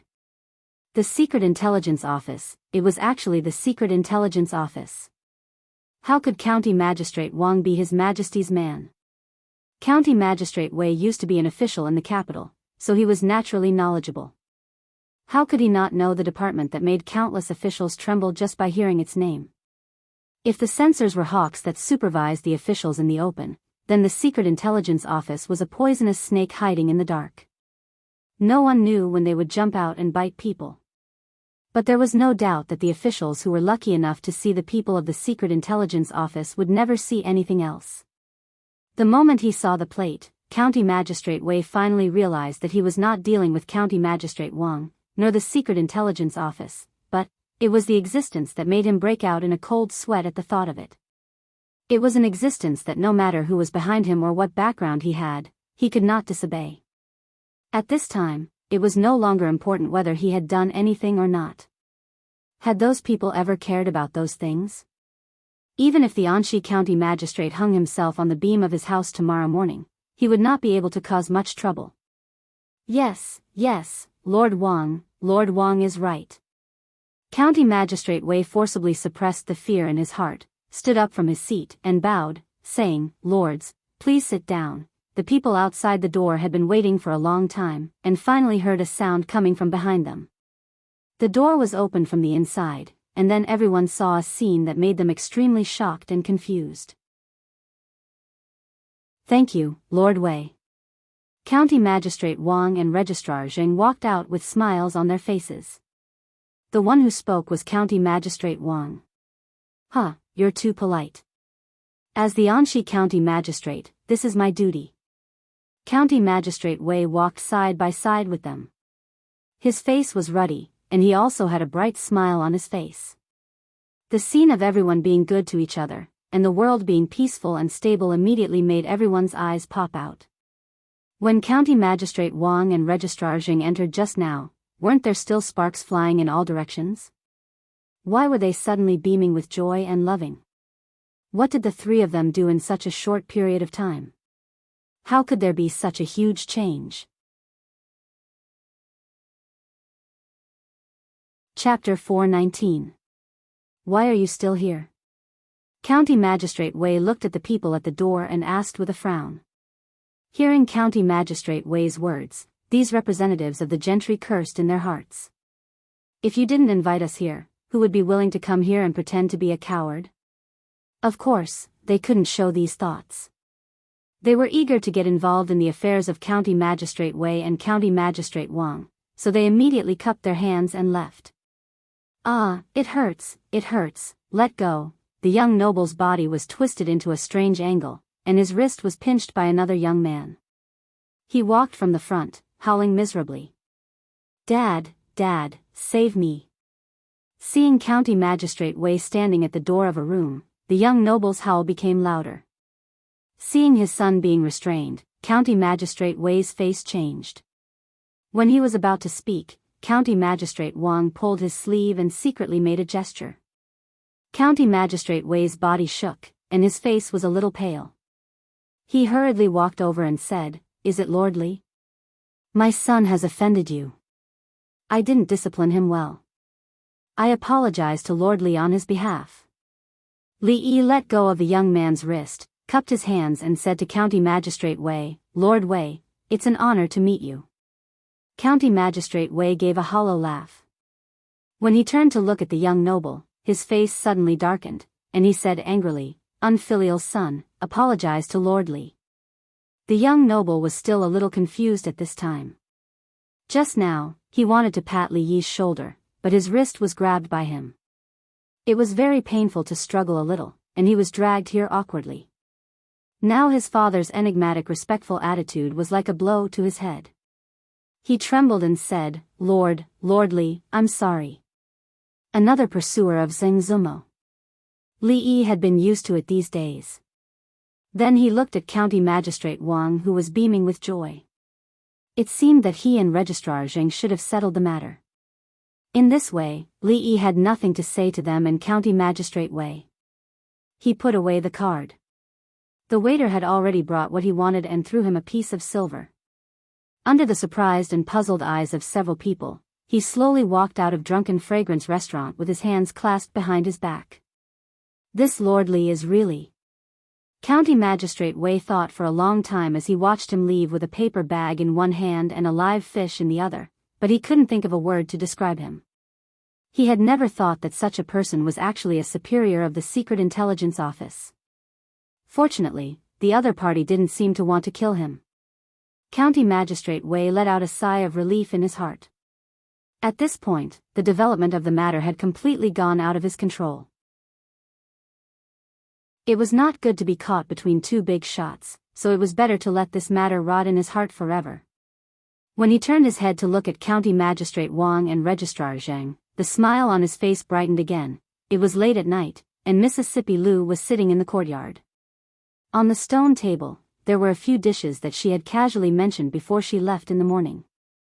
At that time, she really just said it casually. In fact, after leaving home, even she herself had forgotten about it.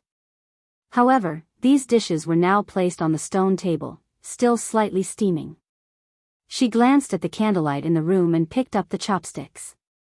"Husband, rest early. It won't be too late to continue writing tomorrow morning." Li Yi was writing at a rapid speed by the table. Rui walked over from the bedside and gently massaged his shoulders. "There's no hurry. If you're tired, go to sleep first. I have other things to do tomorrow morning." Rui didn't answer, but she didn't move her body either. She just stood behind him, and the strength of her hands gradually became gentler. She lowered her head and quietly looked at what he was writing on the paper. It was rare to see someone as lazy as him doing something so seriously. These days, she could clearly feel that he was a little different from before. Although she didn't understand what he was doing, nor did she know how she could help him, at least for now, she could do something for him. Bang! The oil lamp exploded, and Li Yi just happened to end a new chapter. He stretched his arms and was slightly stunned by the softness in his palms. When he turned his head, he saw Rui standing there, blinking at him. "Ah, wife, why aren't you asleep yet?" he asked in surprise. "What time is it now?" "It's just past midnight." Rui looked at him and asked, "Husband, do you still want to continue writing?" No. Li Yi waved his hand and carried her by the waist. He walked to the bedside and said, "It's getting late. It's time to sleep." She only struggled symbolically for a few moments before completely giving up. Even the side of her neck was covered with a layer of pink. Omitted here. Time passed quietly. Only when they thought back would they feel that time had passed quickly. They couldn't even remember what had happened in the past few days. But for the women in the capital, this wasn't the case. They could clearly remember the specific day of a certain month, and what kind of perfume the perfume shop had released. Every season, there would be a different perfume. The originally dull days suddenly became incomparably exciting. It's been another month. Does that guy not intend to come back? Li Xian's complexion looked somewhat haggard. He rubbed the space between his brows and pushed away the pile of blueprints on the table. He carefully supported the crown princess, who had fallen asleep on his shoulder. He carried her horizontally on the brocade couch, tucked the corners of the blanket, and sat back at the table. The perfume business had been going smoothly. Even he himself didn't know how much money the Crown Prince's residence had. Other things made him somewhat vexed. The recent research had all reached a bottleneck, and there had been no progress for many days. Uncle Huang had fallen ill half a month ago, and his health had been deteriorating. He hadn't attended court for half a month. If not for the left and right prime ministers handling the political affairs, the entire court would have long been in chaos. Under this chaos, there were more and more calls for the appointment of a successor. The King of Shu could be said to be riding on the crest of success these days. He had close contact with countless high-ranking officials in the court. He would probably wake up laughing even in his dreams. Uncle Huang's illness was one thing, but so was the King of Shu. Other than the Crown Prince's residence, he actually didn't have much of a good impression of the entire capital. In the past, when he encountered difficulties, there were still people who could help him. But now, that person who could help him was having a good time in Qing and Prefecture. If it wasn't for the fact that he couldn't let go of the matters in the capital, how could he not want to live such a happy life? Looking at the sky, a trace of tiredness appeared on Li Xian's face. It was getting late. He should rest early. He still had to go to the palace early in the morning. Thinking of this, he walked to the bedside, lay down beside the Crown Princess, and slept in his clothes. Sir won't come back. Prince Jean said proudly as he pinched Yong Ming's little face, leaving a red mark on her delicate little face. The little girl looked up at him. There was no change in her expression, as if she wasn't the one being bullied. A few palace maids and eunuchs stood in the distance, looking at Princess Yong Ming with a sorrowful expression. However, Prince Jin's guards were staring at them, so they didn't dare to act rashly. A young figure appeared in the distance. After seeing this scene, Li Xian walked over with a frown and said, "Li Han, you bullied Yong Ming again." When he saw Li Xian walking over, Li Han stuck out his tongue and disappeared like a wisp of smoke. Although Li Xian wasn't his biological brother, Li Han had heard that he could make people fly like a kite. Shaning had seen it with her own eyes. Li Han was worried that he would also be used as a kite. Because he was afraid of heights, he usually avoided this cousin of his. Li Xian looked coldly at Prince Jin's guards and said, "You guys, if you help Prince Jin to bully Princess Yong Ming again, don't blame me for breaking your legs." The guards repeatedly nodded in agreement. His Highness Prince Jin was still a child, but Prince Li Xian wasn't. If he dared to break their legs, he would really do it. In the future, they had to stay far away from him. However, Prince Jin's actions weren't something that the people around Princess Yong Ming dared to stop. Li Xian only saw it. They were all children. Besides, he also did the same thing at that time. It was just that the other princes were beaten, and the one who beat them was Emingzu. He looked at Princess Yong Ming, who was in a daze, and walked straight to a palace. Before he entered the palace, he saw two figures coming out of the hall. Li Xian greets Prime Minister Shen and Prime Minister Qin. The two people who came out of the hall were the two prime ministers of the current dynasty. They were both veterans of several dynasties. Not to mention Li Xian, even the princes had to greet them as juniors. The two old men also nodded slightly to him. The old man, who was called Prime Minister Shen by Li Xian, looked at him deeply when he passed by, but Li Xian, who was worried, didn't notice it. A eunuch had already gone in to report. He stood outside the hall for a long time before the eunuch came out and asked him to come in. Emperor Jing was lying on the brocade couch. His face was slightly pale, and there was a thick twilight on his face. When he saw Li Xian coming in, he squeezed a smile on his face and said, "Xian, is here. Come to Uncle Huang." "Uncle Huang, are you feeling better?" Li Xian walked over quickly and looked at the man who had been indomitable in his heart since he was young. He couldn't help but choke with sobs when he saw him so weak. Emperor Jing patted the back of his hand and said with a smile, "Don't worry.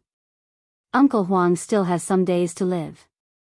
I won't go after the late emperor so soon. Uncle Huang carries the fate of the entire Jing kingdom. With the blessing of the heavens, you will definitely be safe." Li Xian's palm tightened slightly as he said in a low voice. When he was a child, he stayed in the palace for a few years. Whether it was the emperor or the empress, they all took care of him. Other than his parents, he also had deep feelings for them. Emperor Jing didn't continue the topic just now. He looked at him and said, "You don't look very well. Is there anything bothering you these days?" "Nothing. Maybe I've been too tired recently." Li Xian shook his head and said. Emperor Jing was silent for a while and said, "Originally, you should be living a carefree and happy life in Qing and Fu. It was I who made you stay in Jingdo and do these things that you didn't want to do. Do you resent me because of this?" Li Xian was startled.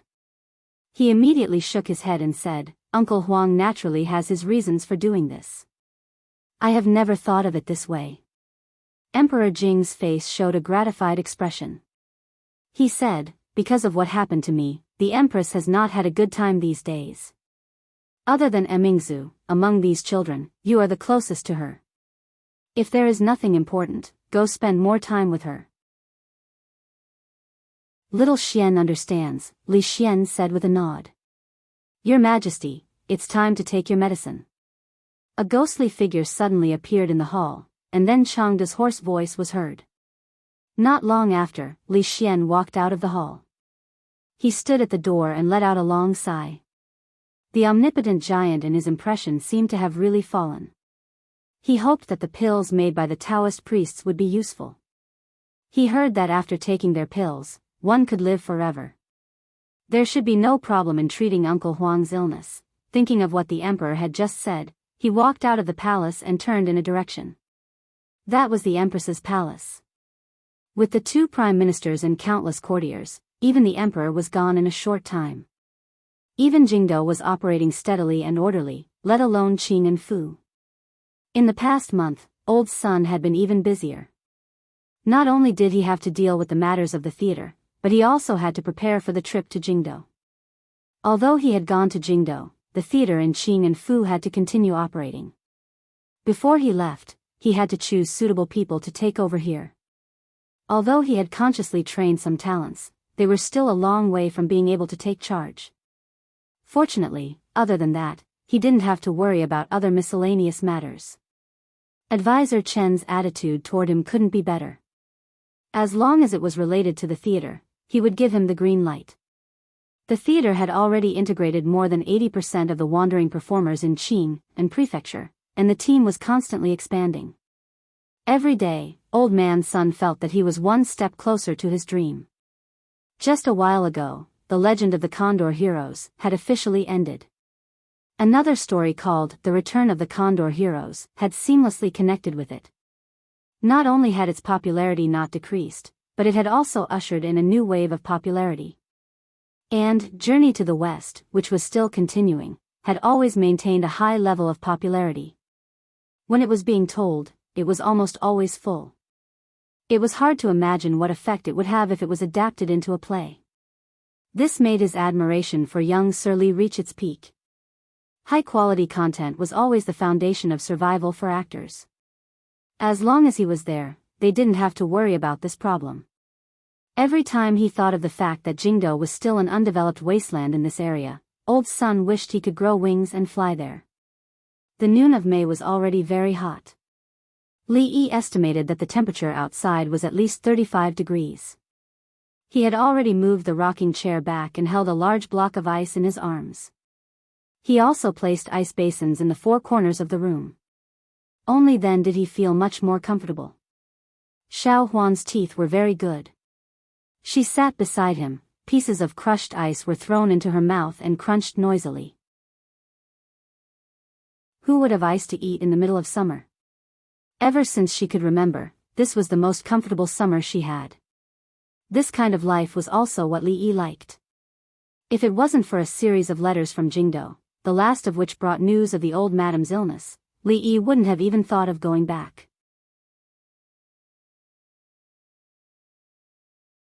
Chapter 420. Son-in-law, are we going back to the capital? Xiao Huan put a piece of crushed ice into Li Yi's mouth and blinked as she asked. Li Yi had added sugar to the ice. It was sweet. Although it couldn't compare to the ice cream he had eaten before, under the current conditions, it was the only necessary item to relieve the heat. Let's wait a few more days, when the weather is cooler. Li Yi also understood that he couldn't hide in Qing'an forever. They had already been away from the capital for more than 3 months. The old mistress was clearly very anxious. Now that many matters in Qing'an had been sorted out, it was time to return. The busiest person in the family was Mississippi Lu. Other than coming back on time for meals, he couldn't see her at any other time. In the afternoon, after eating, the heat gradually dissipated. It was also the busiest time of the day in the prefectural city. Li Yi, Rui, and Xiao Huan walked on the street. The small ice can in Xiao Huan's hands was confiscated by him. In order to prevent her from getting a stomachache, the little servant girl looked at him with a pitiful expression all the way. Li Yi turned a blind eye to her strategy of acting cute until the ice inside melted into water. Under the resentful gaze of the little servant girl, he gulped it down. When they reached the front of a shop, Xiao Huan and Rui stood in the shade and waited. Li Yi went to buy them mung bean smoothies. On the lower right corner of the shop's signboard, there was a small willow leaf imprint. This meant that this shop was now under Li Yi's name. The method of making ice in the summer was, of course, provided by Li Yi. The theater was no longer just a place for storytelling and acting. The business under his name had also begun to involve other fields. Other than those wealthy families who could afford to build ice houses, ordinary people would not be able to see ice in the heat of the summer. Therefore, although it was no longer the hottest place of the day, there was still a long line in front of the shop. Of course, Li Yi did not need to line up. He entered through a small door on the side. The people in line only looked at him enviously and did not criticize him. They didn't have a tael of silver to spare to apply for a VIP card, so they naturally couldn't use the VIP channel. The shop assistant obviously knew this young boss. After respectfully leading him to the rest area at the side, he immediately turned around to prepare. There were several lines in front of the long counter, but only one of them went all the way to the door. Behind the counter was a young girl about 15 or 16 years old. She had a sweet smile and 2 dimples appeared at the corners of her mouth. Even the people in other lines could not help but stare at her. It's said that this shop's Xiaonyang looks pure and lovely. Now that I've seen her today, she really lives up to her reputation. To tell you the truth, there are 3 shops selling green bean smoothie in Qing'an Prefecture. I came to the furthest one to see this lady. This brother and I are kindred spirits. Who didn't want to taste a cooling cup of green bean smoothie on a hot summer day? However, ice cubes were priceless. Those rich families didn't even have enough for themselves and kept it to themselves. Why would they take it out to sell? In this scorching hot weather, spending 10 copper coins to experience the refreshing and stimulating feeling of ice cubes was something that no one could resist. Therefore, the day this shop opened for business, people almost broke the doorway. Because of its low price and good service, even though 2 more shops were opened, the supply was still not enough to meet the demand in the prefectural city. Thus, the name Green Bean Smoothie quickly spread throughout the prefectural city. At the same time, the name of this sweet smiling, pure and lovely smoothie sister also became famous.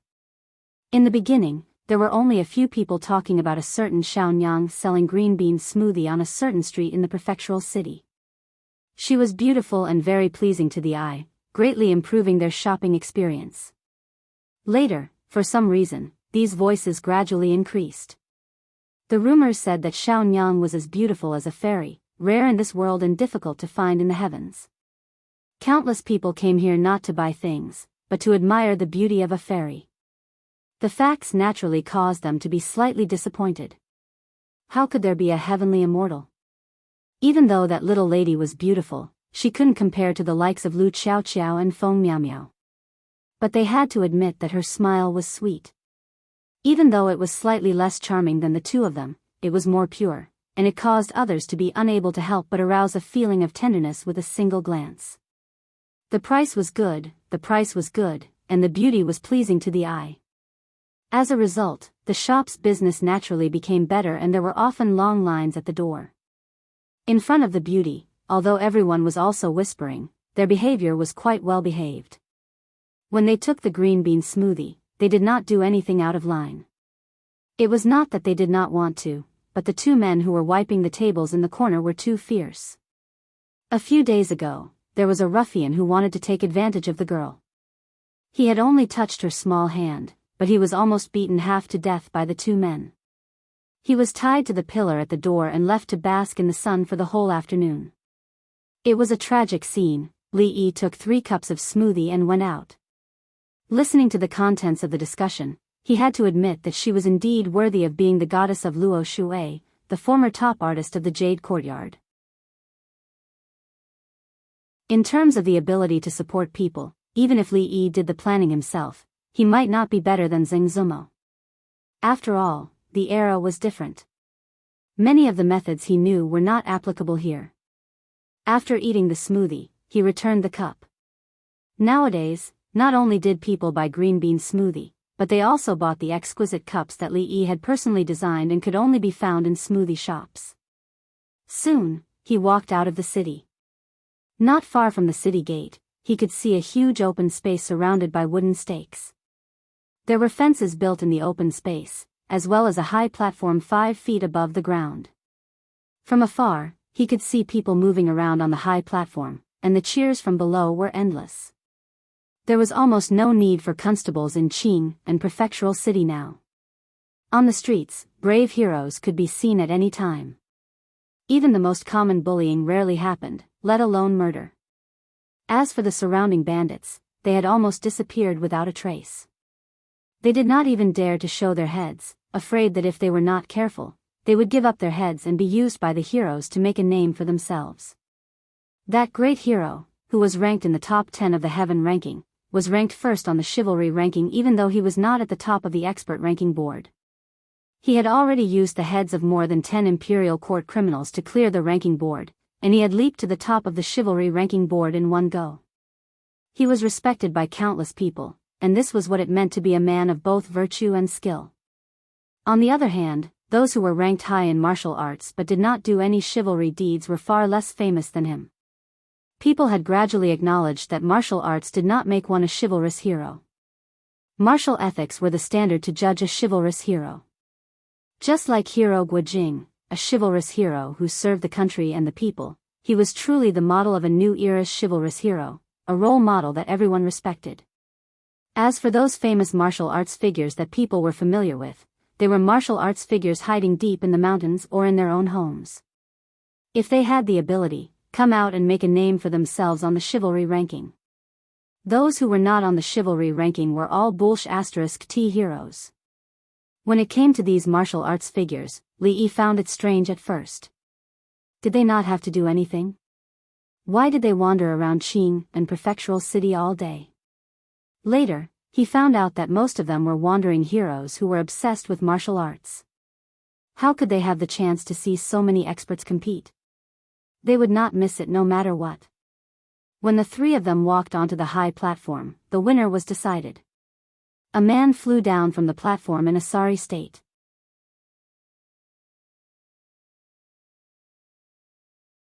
Chapter 421.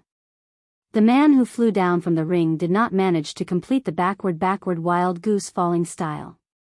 When he was being beaten by the woman in the ring, a man who was already prepared below the ring jumped up and caught him. He landed heavily on the ground. Everyone was already used to this scene. The competition in the arena was not a fight to the death, and the participants were not allowed to kill their opponents. In fact, the organizers of the brothel had even thoughtfully thought of letting some martial artists wait below the stage to prevent the participants from falling off the stage and getting injured. The man who rushed out just now was such a person. Even heroes had to live and eat. Some people simply took on the job of a brothel. It was something convenient, but they could watch many experts fight for free. It was really a great advantage. Thank you, brother. After the man landed steadily, he shook his head and looked regretful. The next moment, he turned his head and apologized to the man. The man just smiled honestly. He thought that it was not easy to catch that blow just now. It was probably worth 10 copper coins, at least 8. If the price was lower than that, he would not compromise. I didn't expect that there would be another newcomer on the heaven list. Heroes really come from the young. This girl was just ranked in the middle of the earth list a month ago. I didn't expect that she would step into the heaven list a month later. I have seen many of her competitions. She has made great progress in almost every one of them. Are there really so many geniuses in the martial arts world now? Hee, you only know one thing but not the other. That girl has made great progress, so she is naturally talented. But do you know who her master is? Although there were ordinary people watching this kind of competition, there were not many. Most of the onlookers were martial artists. They also unconsciously took on the role of commentators for others. Oh, who is her master? Everyone's interest was piqued by the tall and thin man, so they asked one after another. The tall and thin man pointed to the place where the girl jumped off the ring and said, "See for yourself." Hearing this, everyone looked sideways. What? Her master is the graceful sword, heroine Lu. With just a glance, the crowd recognized the famous figure in the recent arena battles. She was Lu Rui, heroine Lu, who was known as the graceful sword. The reason why she was called the graceful sword was because not only was her martial arts extremely high, the sword techniques she used were exquisite beyond compare. It could even be said to be unimaginable. As long as she competed, the arena would be filled with a sea of people. It was said that many people had achieved breakthroughs after watching her fight. Now, not only did she have the strength to be ranked on the heaven list, she also had the looks. It was no wonder that the young lady improved so quickly. With such a great teacher guiding her, it would be hard for her not to become an expert. Master, I've finally entered the heaven leaderboard. Yang Liuqing jumped off the stage, his face filled with unconcealable excitement. In a month's time, she had climbed from the middle of the earth roll to the heaven roll.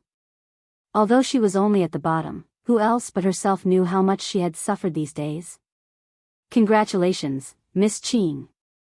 Hee, big sister Qing is so awesome, why don't you take me as your disciple?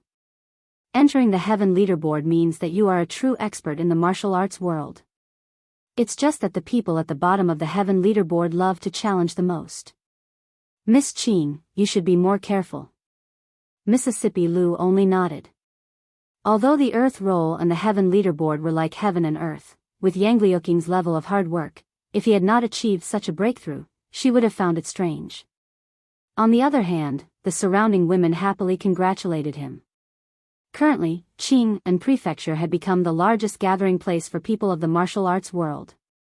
As a fellow woman, heroine Lu, who had outstanding martial arts at such a young age, naturally became the object of their worship. There were many heroines who surrounded her on a daily basis. Martial arts are not for show, nor are they for show. If you had fought with your life on the line just now, you wouldn't have the chance to stand here now. A calm voice traveled over. Although the voice was soft, it resounded in the women's ears. The women all turned their heads and saw a middle-aged Taoist nun wearing a loose Taoist robe standing not far from them. She held a horsetail whisk in her hand.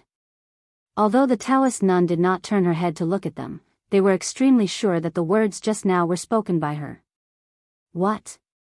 What right do you have to say that? Sister Qing obviously won. The sisters who won the fight were belittled by others. Naturally, they were unhappy and immediately defended themselves. The middle-aged Taoist nun did not speak again. Her expression was indifferent, as if the one who spoke just now was not her. Mississippi Lu looked at the middle-aged Taoist nun thoughtfully. The Taoist nun was right. Of course, she knew that Yang Liuqing's weakness was that he had too little experience. However, this was something that she could not teach her, because she herself was extremely lacking in this area. The reason why she frequently looked for people to spar with was because she wanted to make up for her shortcomings in this area and step into that legendary realm as soon as possible. Aside from her sister, no one had ever mentioned this matter to her. Now that it was the first time an outsider had mentioned it, she immediately became wary of that Taoist nun. Uncle Master, you're here. Seeing the figures walking over, Yang Liuqing immediately walked over and said, "I saw it from below just now. You're so amazing." Xiao Huan's big eyes were filled with an expression of envy. During this period of time, she and Yang Liuqing had already become familiar with each other. Seeing that she defeated her opponent on the stage, she was also happy for her. Li Yi looked at Mississippi Lu, and then looked at the many women behind her. He could not help but sigh that the idol effect in the martial arts world seemed to be even more terrifying. Even Mississippi Lu had followers, and they were all women. These days, there were actually quite a number of women wandering in the martial arts world. Nowadays, the theater had even recruited many martial arts people with clean backgrounds to be in charge of matters such as the ranking competition. The defensive power had also increased gradually. For example, the man who rushed out to catch the defeated person and his big brother, who had mostly recovered from his injuries, were now considered employees of the theater. Old Sun had the wish to liberate all actors and actresses. Li Yi felt that Mississippi Lu also had a great passion for participating in the martial arts world. In addition to dreaming of becoming the king of mountain bandits, she also wanted to fight in the martial arts world with a sword when she was a child. He was a little worried. What if she took a group of fans to occupy the mountain? Her current appeal was already like this. What would happen in the future? Li Yi was considering whether to hold a hero conference when the time was right. He wanted to create a martial arts leader in the dark for fun. With one order, all heroes would obey. When he saw such a plot in the martial arts TV series when he was a child, his blood boiled with excitement. There was no hope for him in this life. Rui probably would not be interested. It was not bad to use Mississippi Lu's tiger skin to intimidate others. There was not a long gap between the two matches. According to the specific time, there would be a longer gap every 4 matches. This time, the person on the stage seemed to be very powerful. The cheers in the arena were much louder than before. When Li Yi looked at a man in green on the stage, Yang Liuqing explained in a low voice, "This person is currently ranked 11th on the heaven leaderboard. If someone can challenge and defeat her, they can replace her." 11th on the heaven leaderboard was already very powerful. If there was a master leaderboard, Li Yi estimated that he would not even be in the top 100. This time, although the cheers were loud, no one dared to go up to the stage foolishly. At that level of ranking, no one was ordinary. If they did not have some skills, who would be willing to go up and get beaten up? At that moment, Li Yi saw the middle-aged Taoist nun slowly walk up to the stage. He thought to himself, even if it is afternoon, isn't it hot to wear such a tight Taoist robe? Seeing that it was an unknown Taoist nun who went up, the crowd was clearly disappointed. Although this level of competition was fast, it was not exciting enough. Sure enough, in just a few breaths' time, a figure was sent flying out and landed heavily on the ground, coughing up large mouthfuls of blood.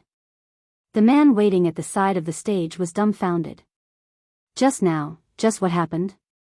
Immediately, 2 people ran over and carried the man on a stretcher to the brothel where the resident doctor was. After a short silence, the crowd burst into an uproar. The middle-aged Taoist nun waved her sleeves. There was a look of disappointment on her face as she slowly walked down the stage, just like how she had walked up. Although her footsteps were light, it was as if she was stepping on the hearts of the crowd. The uproar gradually died down. 11th on the heaven leaderboard was completely crushed. He did not even have the strength to fight back. Just how strong was this unfamiliar Taoist nun? Even the first on the heaven leaderboard could not do this, right? "I'll fight you." In the midst of the silence, a clear voice suddenly sounded.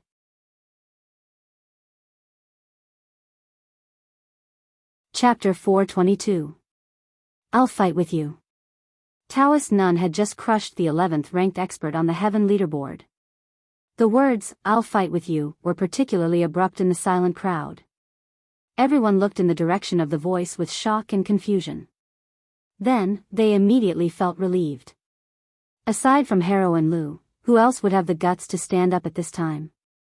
Some excitement appeared on their faces. They did not expect to see a fight of this level today. This trip was not in vain. The middle-aged Taoist nun stopped in her tracks and looked at the young woman who was walking toward her. She said calmly, "You're no match for me. Once you step onto the stage, your life will be in your hands." When she spoke, there was no fluctuation in her tone at all. It was as if she was talking about something that could not be more normal. "We'll know after we fight," Mississippi Lou said coldly and walked straight onto the stage.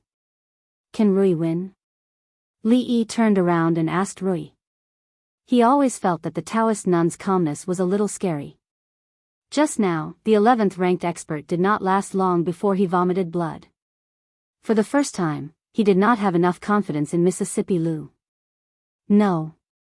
Rui shook her head. Her gaze was fixed on Taoist nun. Li Yi did not expect her to answer so straightforwardly. He was stunned for a moment before he walked straight onto the stage. A man on the stage was about to announce the start of the fight when he suddenly saw someone walking up. He was about to chase them away, but he shut his mouth before he could open it. As a staff member of the theater, there was no reason for him not to know the big boss. Li Yi glanced at Mississippi Lou and walked to the front of the stage. He said, "Today's fight will end here. Everyone, please come early tomorrow." Everyone was looking forward to an exciting fight between experts. They were already so excited that they could not control themselves. However, they were told to call it a day at the most crucial moment and go home to do their own things. It was as if they had already done enough foreplay. At the crucial moment, they were told that their period had arrived. What kind of mood would that be? In short, it was not a good mood. Why? "It's still early today. Tomorrow my ass. We'll talk about it after this fight." Li Yi glanced at Mississippi Lou, then turned to the Taoist nun and said, "Taoist priest, I'm sorry. Today's competition is over. Besides, the rule here is that no one is allowed to hurt anyone. When you leave, please pay for the medical expenses of the chivalrous man just now. Thank you for your cooperation." Taoist nun only glanced at Li Yi before turning her attention back to Mississippi Lou. Right at this moment, a ferocious-looking man in a coarse shirt jumped onto the platform and said angrily, "What bullsh *t early tomorrow are you talking about? I've paid for it. Don't you think I won't tear down your shitty brothel? What's your name?" Li Yi looked at him and asked. The man snorted coldly and said, "What? You want revenge? Listen up, your grandfather is Qingzhou's Cui Tong. Rank 42 on the heaven list is your grandfather." Li Yi nodded and said, "From now on, Cui Tong will be removed from the heaven list and added to the blacklist. He will never be on the experts list." The audience was confused by Li Yi's words. The experts list was a list recognized by the entire martial arts world. How could it be changed just because of his words? Cui Tong was also stunned for a moment. Then, he laughed wildly and said, "Who do you think you are? How can you remove your name just like that?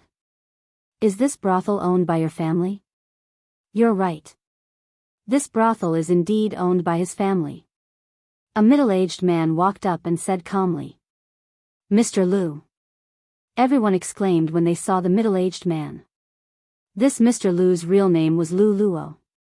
He had outstanding strength and intelligence, but no one knew why he was working in the brothel. At this moment, he stood out and said something that caused everyone to be extremely surprised. The owner of the brothel was such a young man? The most embarrassed person was Cui Tong. Lu Luo's words were like a slap to his face. His face turned green and white, but he couldn't do anything. Although Lu Luo had just recovered from his serious injuries and was nothing to be afraid of, there were countless examples before. This was not a place where he, who was ranked 42 on the heaven list, could behave atrociously. He wanted to provoke the crowd, but he didn't expect the young man to be the owner of the brothel. He could only jump off the ring at this moment. He didn't have the face to stay there any longer, so he quickly left. "Go down," Li Yi said to Mississippi Lou. He would only fight if he could win. If he couldn't win, then he would be a fool. Didn't he hear how the Taoist nun said that life and death were up to fate? If he was injured, she wouldn't even pay for the medical expenses. "Don't worry about it," Mississippi Lu looked at him and said.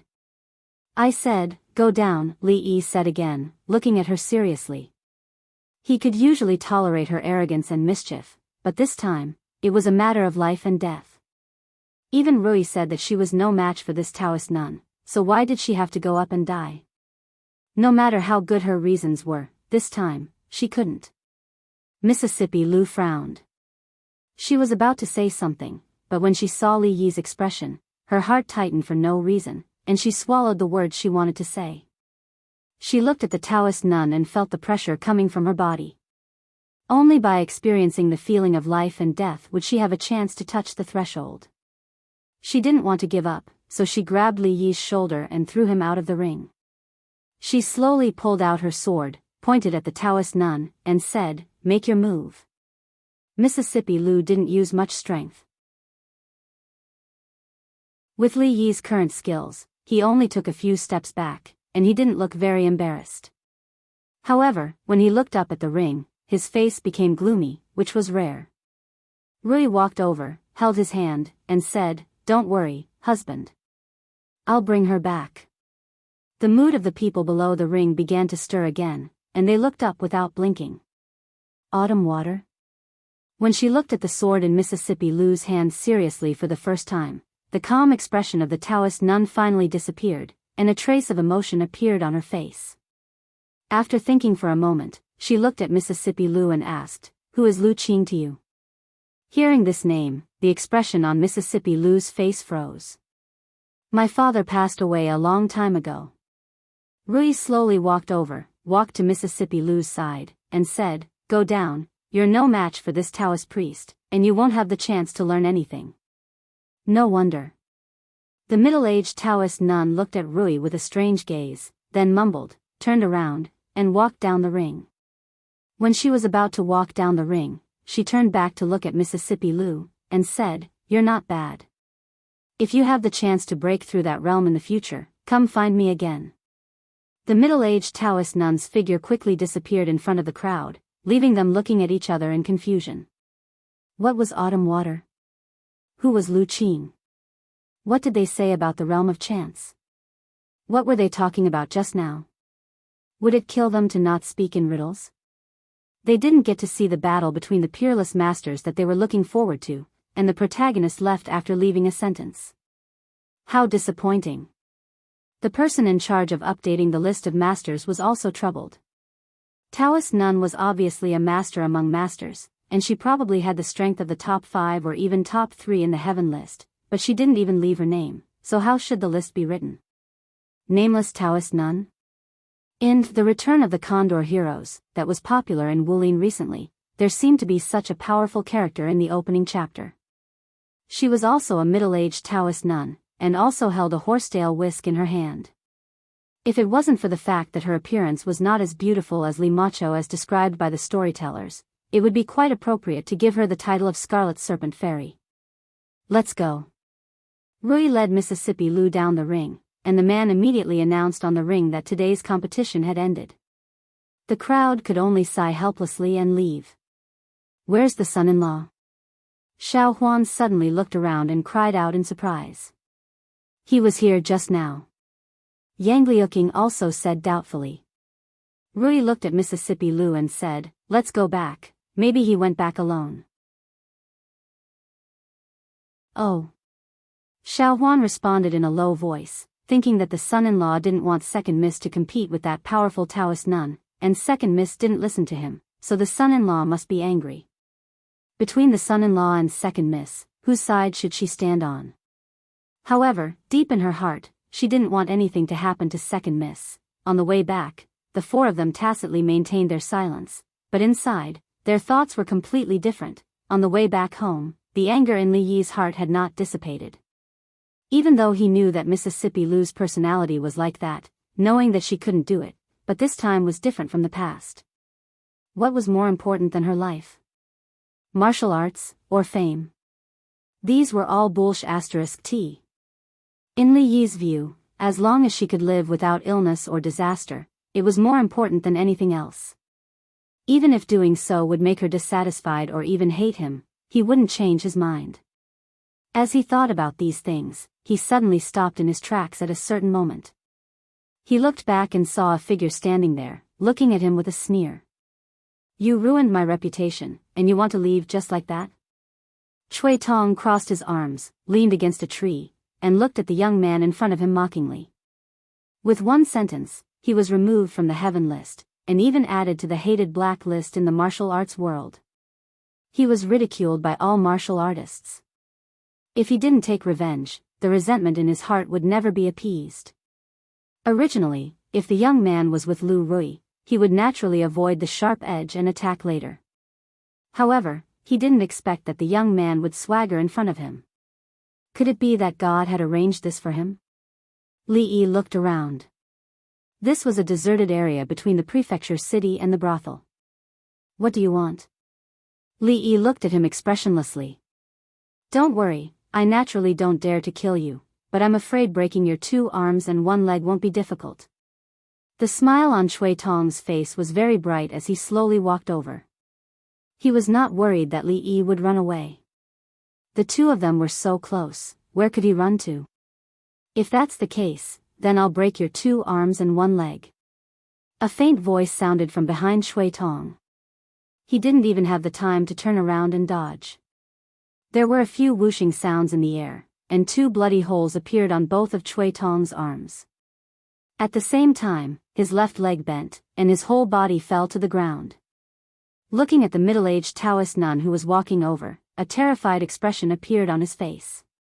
Trembling, he said, You and I have no grievances, why?" However, the Taoist nun ignored him. She walked past Li Yi and said, "I don't have money to pay for that person's medicine, so I'll use this as compensation. What do you think?" "That's good."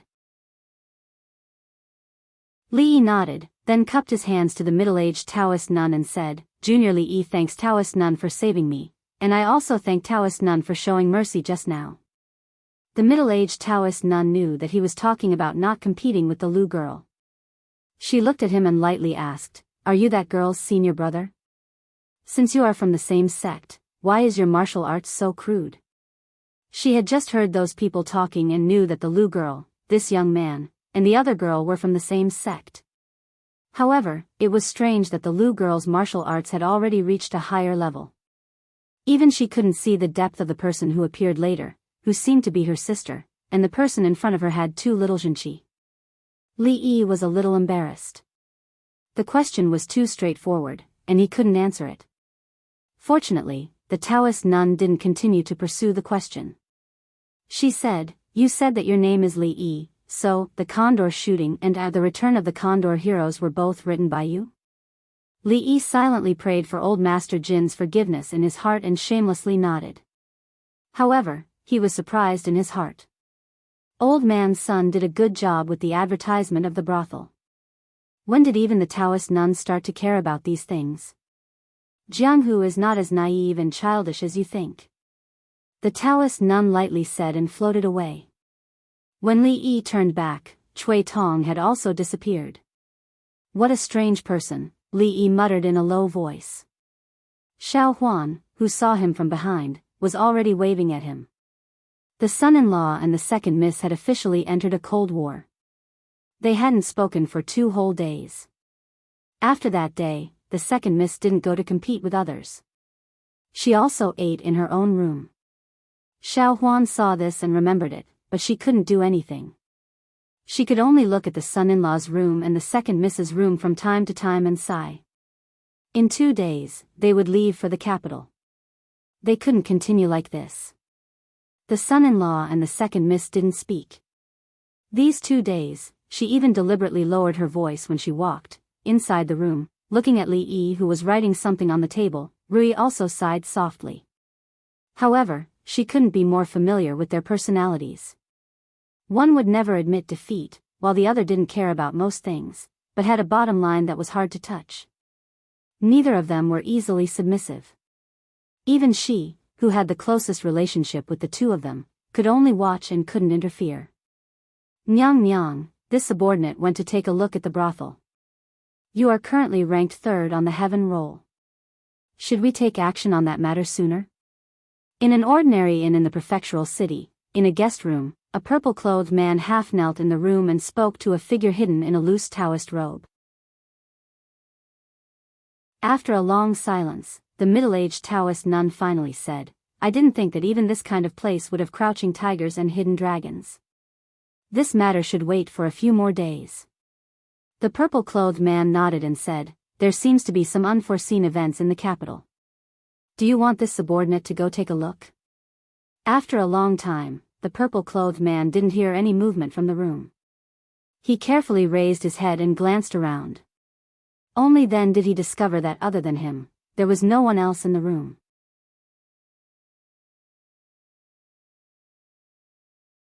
Chapter 423. In the second year of Jinghe, the Jing kingdom welcomed the hottest summer and the long and impatient cicadas. This year's summer seemed to be hotter than before. Zheng Zumo had just finished a bowl of mung bean smoothie and was holding an ice pack in her hand, but she still couldn't help feeling annoyed. Of course, this annoyance had nothing to do with the weather. She paced in the room and looked at Wan Ruoqing, who was packing clothes by the bed, and asked, "Why are you leaving so soon? Can't you not go?" "No, Mr. Sun has already gone there. It must be very difficult for them to start over there," Wan Ruoqing said softly, but her hands didn't slow down. "Even you are leaving. What about me?" Zheng Zumo dropped the ice pack and asked. Wan Ruoqing looked back at her and said, "Why don't you go to the capital with us?" Zheng Zumo opened her mouth. She really didn't want to mention the place that had brought her endless nightmares. She said angrily, "Go, all of you go. You are all heartless. Just leave me here alone." Wan Ruoqing finally put down the work in her hands. Looking at Zheng Zumo running out, she shook her head helplessly. She had to go to the capital. In terms of familiarity with the operation of the brothel, even Mr. Sun couldn't compare to her. Now that they had started over in the capital, it would definitely be more difficult. She would feel a little guilty if she was left alone at home. However, once she left, Zheng Zumo would have no friends here. She couldn't even eat 3 meals a day by herself. Thinking of her, Wan Ruoqing felt a little worried. She shook her head and walked out the door. Standing in the corridor, she looked in a certain direction. They had already set off half a month ago. Now, they must have already arrived in the capital. This year, the summer in the capital was really hot. If it didn't rain soon, it would probably usher in another disaster year. The words, disaster year, were nothing for the rich, but for most civilians, it was the boundary between life and death. Over the past few years, disasters had occurred frequently. Even Jingdo had encountered a drought that had not been seen in decades. The people at the bottom of society were already discussing whether or not the current emperor had lost his virtue and incurred the displeasure of heaven. Li Xian was dressed ordinarily as he walked on the street. The scorching sun above his head made his inner shirt wet not long after he walked.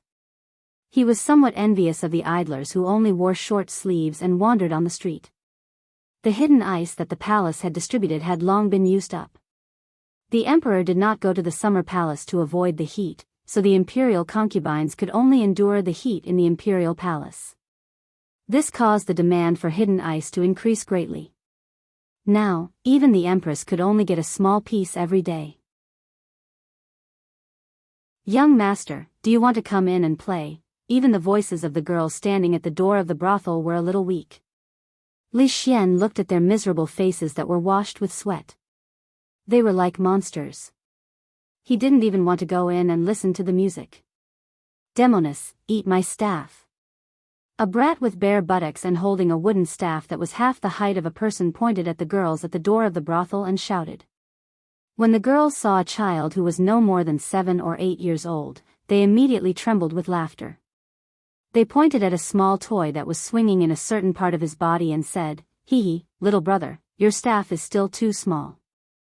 You should come back when you grow up." If an adult man had said those words, they might have lightly scoffed and pulled him into the brothel to do some indescribable things. However, the other party was a child who didn't even have hair. He could only be used to relieve their boredom when they were sleepy. Bah, shameless. A middle-aged woman next to the brat spat at the door of the brothel. She pulled the brat over and slapped his butt a few times. She said, "In the future, stay away from this place. Otherwise, I won't even let you go to the brothel." A few red marks appeared on his butt. The brat was about to cry, but he was scared by the woman's last sentence and swallowed his tears back. Not letting him go to the brothel was something that was countless times scarier than a spanking. "Evil spirits, I'll deal with you when I grow up." The brat wiped his tears and put the wooden staff on his shoulder. As he followed his mother home, he silently said in his heart. Li Xian felt that the brat's words were somewhat familiar, as if he had heard them somewhere before. However, he couldn't remember where he had heard them before. He just thought that they were the dirty words he had heard when he went to the brothel and listened to the music. "Hey, what's going on in front?" Li Xian looked up and saw that there was a huge crowd in front of him. There were a few queues that stretched from the shop to the street. Li Xian asked curiously. A man behind him immediately walked up and returned after a while. He said, "Your Highness, this shop is selling something called green bean smoothie. However, I don't know why there are so many people buying it." Green bean smoothie? He had never heard of this name before. Li Xian revealed a look of interest and said, "Let's go take a look." A moment later, the guard who had spent a tael of silver to enter the VIP passage quickly came out again. This time, there were a few more bowls in his hands. Li Xian casually took one. It was cold to the touch. He tasted it with a wooden spoon and immediately felt a refreshing coolness. He said in surprise, "Even the palace doesn't have any ice in storage. Who is the owner of this shop? How can he be so extravagant?" This green bean smoothie must have been made with ice, but the price was so low. It must be known that ice was hard to find in the capital, so how could someone sell it at such a low price? He quickly finished the smoothie in the bowl and immediately felt his body become much more relaxed. Li Xian raised his head and saw the signboard of the shop. The words "Rui Workshop" were impressively imprinted in his eyes. "Pa!" The bowl in his hand fell to the ground and shattered into pieces. "He's back." Seeing the crown prince's excited expression, the guards were all stunned. "I was too impulsive that day." "Impulsive?" "I was wrong." "What did you do wrong?" "Hesitating and not admitting your mistake is good enough." "I don't accept it." "Let's do it again." "Don't go too far." Mississippi Lu narrowed her eyes and looked at Li Yi. The atmosphere was a little tense. Li Yi widened his eyes and looked back at her, unwilling to be outdone. It was just staring at each other. Who was afraid of who? If she didn't learn her lesson this time, she would still foolishly fight with her life on the line when she knew she couldn't win. "It's been the time for a joss stick to burn," Xiao Huan rubbed her sore eyes. The son-in-law and second miss had been staring at each other for the time for a joss stick to burn. Their eyes. Wouldn't their eyes be sore? Li Yi's eyes were really sore. He was very regretful. He shouldn't have stared so wide just now. That's all for today. Truce. The iced grape wine on the table was almost done. He rubbed his eyes and was about to reach out his hand when he saw a flash in front of him. The wine pot on the table was gone. Mississippi Lu snorted coldly and only left him a cold back. It was noon on the third day of the 6th month of the second year of Jing He. Most people in the capital were still complaining because of the hot weather. Li Yi's iced grape wine was snatched away by Mississippi Lu. Jing Di had just taken a panacea and was about to take a short rest. Prince Jean pulled Yong Ning's little face and laughed proudly. There was a big banquet in the Shu King's mansion. People sang and danced. Qin Yu, who had been grounded for 2 months, walked out of the Qin mansion. It was also at this time that the crown prince angrily stepped into the gate of the viscount's mansion.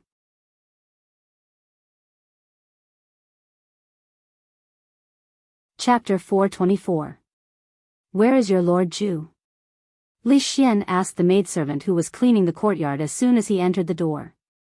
The maidservant named Xiao Qing, who was sprinkling water to cool down the courtyard, was startled. The brocade handkerchief that was wrapped in ice fell out of her arms. She trembled and said, in the inner residence, Li Xian strode inside. When he was about to pass through the moon gate, he turned back and asked, "How many days has your Lord Zhu been back?" "Yes, it's been a few days." The maidservant, who was startled, was still in a daze. His Royal Highness the Crown Prince walked straight into the Viscount's mansion, as if he was entering an uninhabited place. None of the servants dared to stop him. This Crown Prince had come to the Viscount's mansion many times in the past few months. Who didn't know His Royal Highness the Crown Prince? Who dared to be presumptuous in front of him? Li Yi was lying on the rocking chair. On the table was a jug of grape wine that had just been chilled. There was a huge block of ice placed in the four corners of the room. The room was cool and didn't feel stuffy at all. Xiao Huan took the grapes out of the ice water, peeled them, and carefully put them into his mouth. At that moment, Li Xian, who was sweating profusely and looking haggard, appeared before him. When Li Xian stepped into the room, he just saw Li Yi lying leisurely on the rocking chair. The maidservant was putting grapes into his mouth. He had worked so hard these days, but he was enjoying it so much. Didn't his conscience hurt? Too much, you. Such a sharp contrast caused Li Xian's heart to burn with anger. He pointed at Li Yi and was just about to berate him when he suddenly shivered. The difference between the unbearably hot and unbearably cool was only a step away. The strong contrast caused him to freeze in place for a moment. Grape wine, it's better to have it chilled. Sitting on a rocking chair next to Li Yi, Li Xian took a sip of wine with one hand and closed his eyes. After a while, he sighed with emotion. It had been a long time since he had drunk chilled grape wine. Ever since the amount of ice given to him in the palace had decreased, chilled grape wine had become a luxury. The Shitsi Fei was afraid of the heat, so he sent all the ice to her room. At night, of course, he also slept in her room. At this time, how could he still care about reprimanding Li Yi? He only felt his entire body relax. Even if he had to lie here for the rest of his life, he was willing. At the same time, he finally began to understand why Li Yi had such a special liking for such a chair. "You've been back for so long, why didn't you send a message to the prince's residence?" Li Xian lay on his back, looking at the ceiling. Even his voice was a little weak. "Before you bother me, I should at least have a few days of comfort." The second bottle of grape wine was snatched away by Li Xian. This impolite guy actually drank from the bottle. Where had all the royal etiquette gone? Li Yi said unhappily. "Then are you comfortable enough?" Li Xian asked.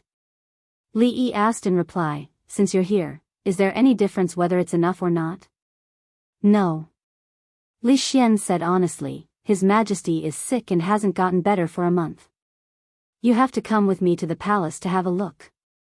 Even the imperial doctors can't do anything. What can I see?" Li Yi indicated that Xiao Huan didn't need to feed him and said with his hands behind his head, "The imperial doctors can't do anything, but that doesn't mean you can't either."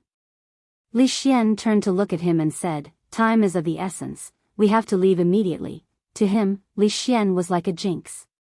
The moment he saw him, Li Yi knew that his good days were over.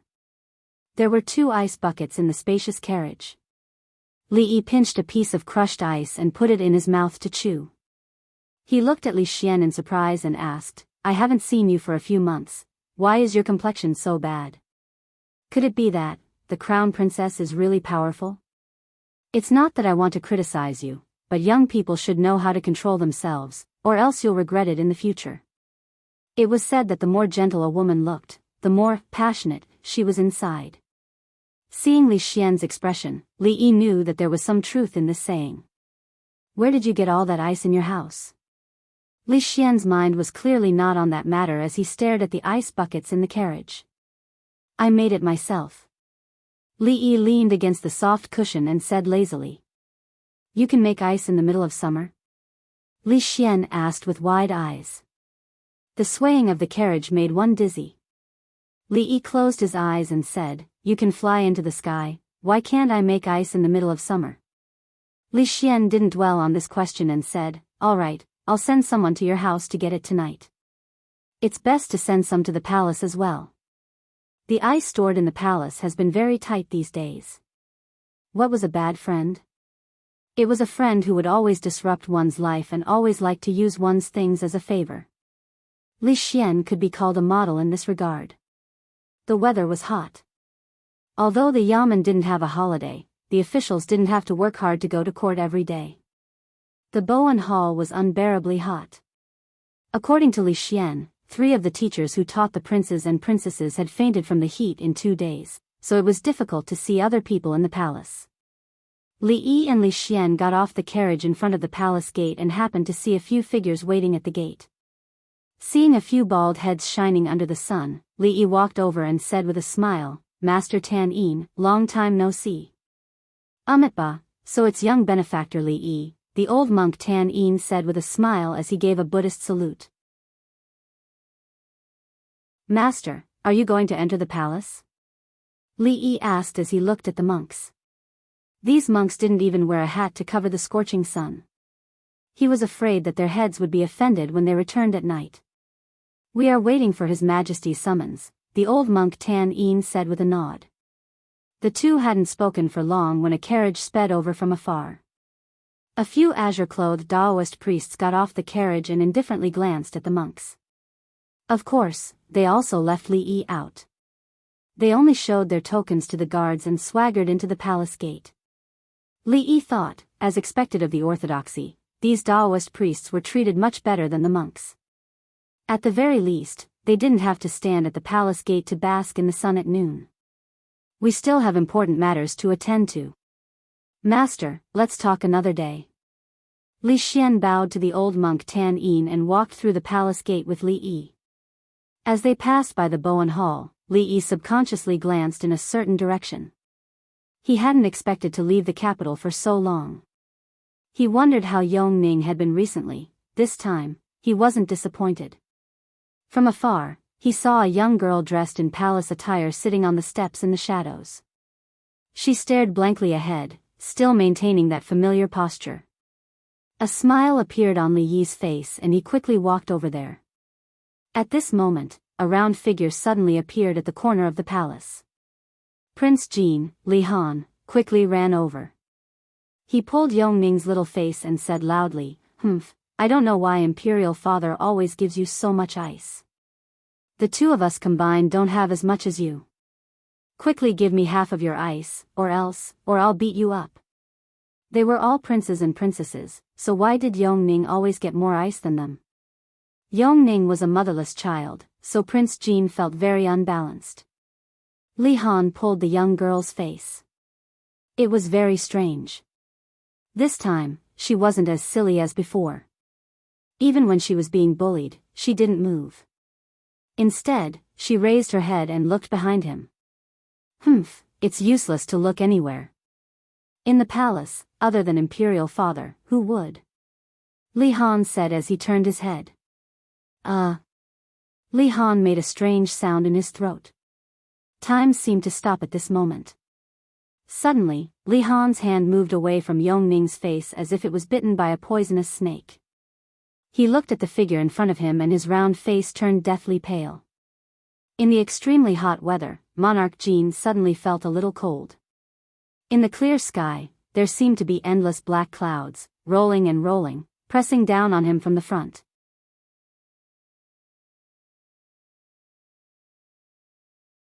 Chapter 425.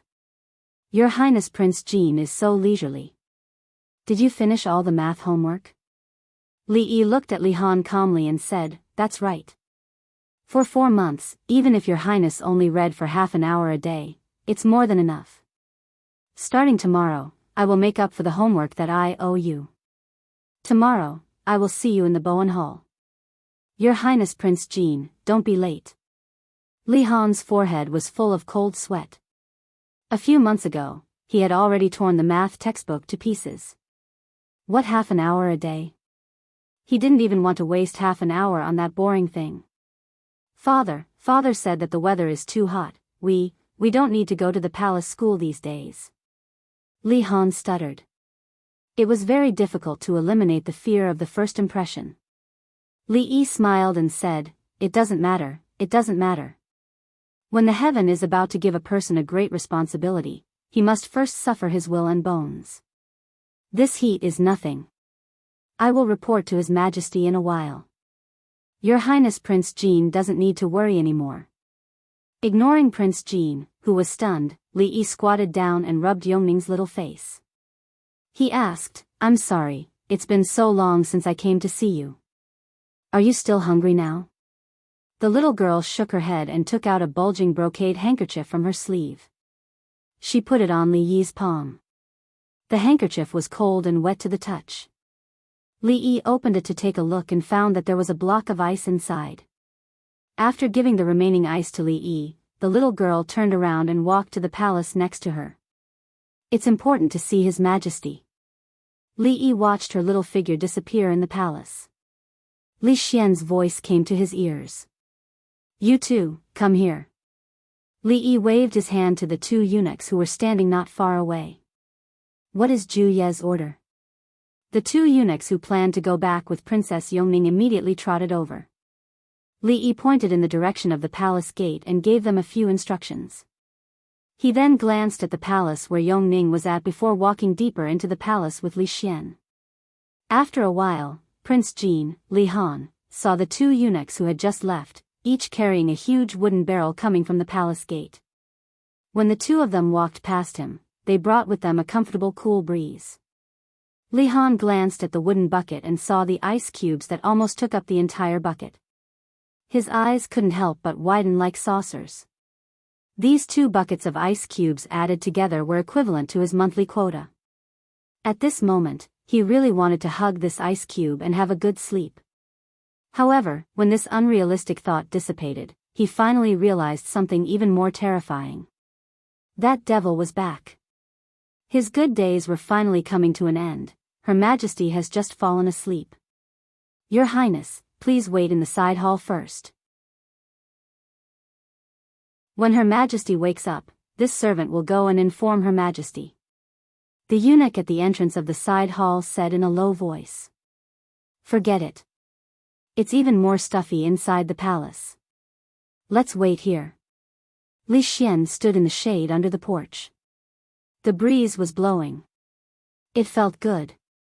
This position was definitely much cooler than inside the palace.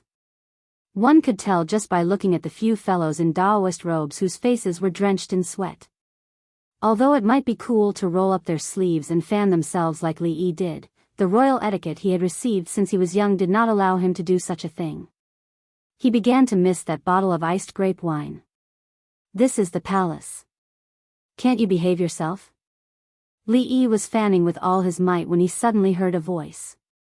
He turned his head and saw Her Highness standing under the porch and looking at him.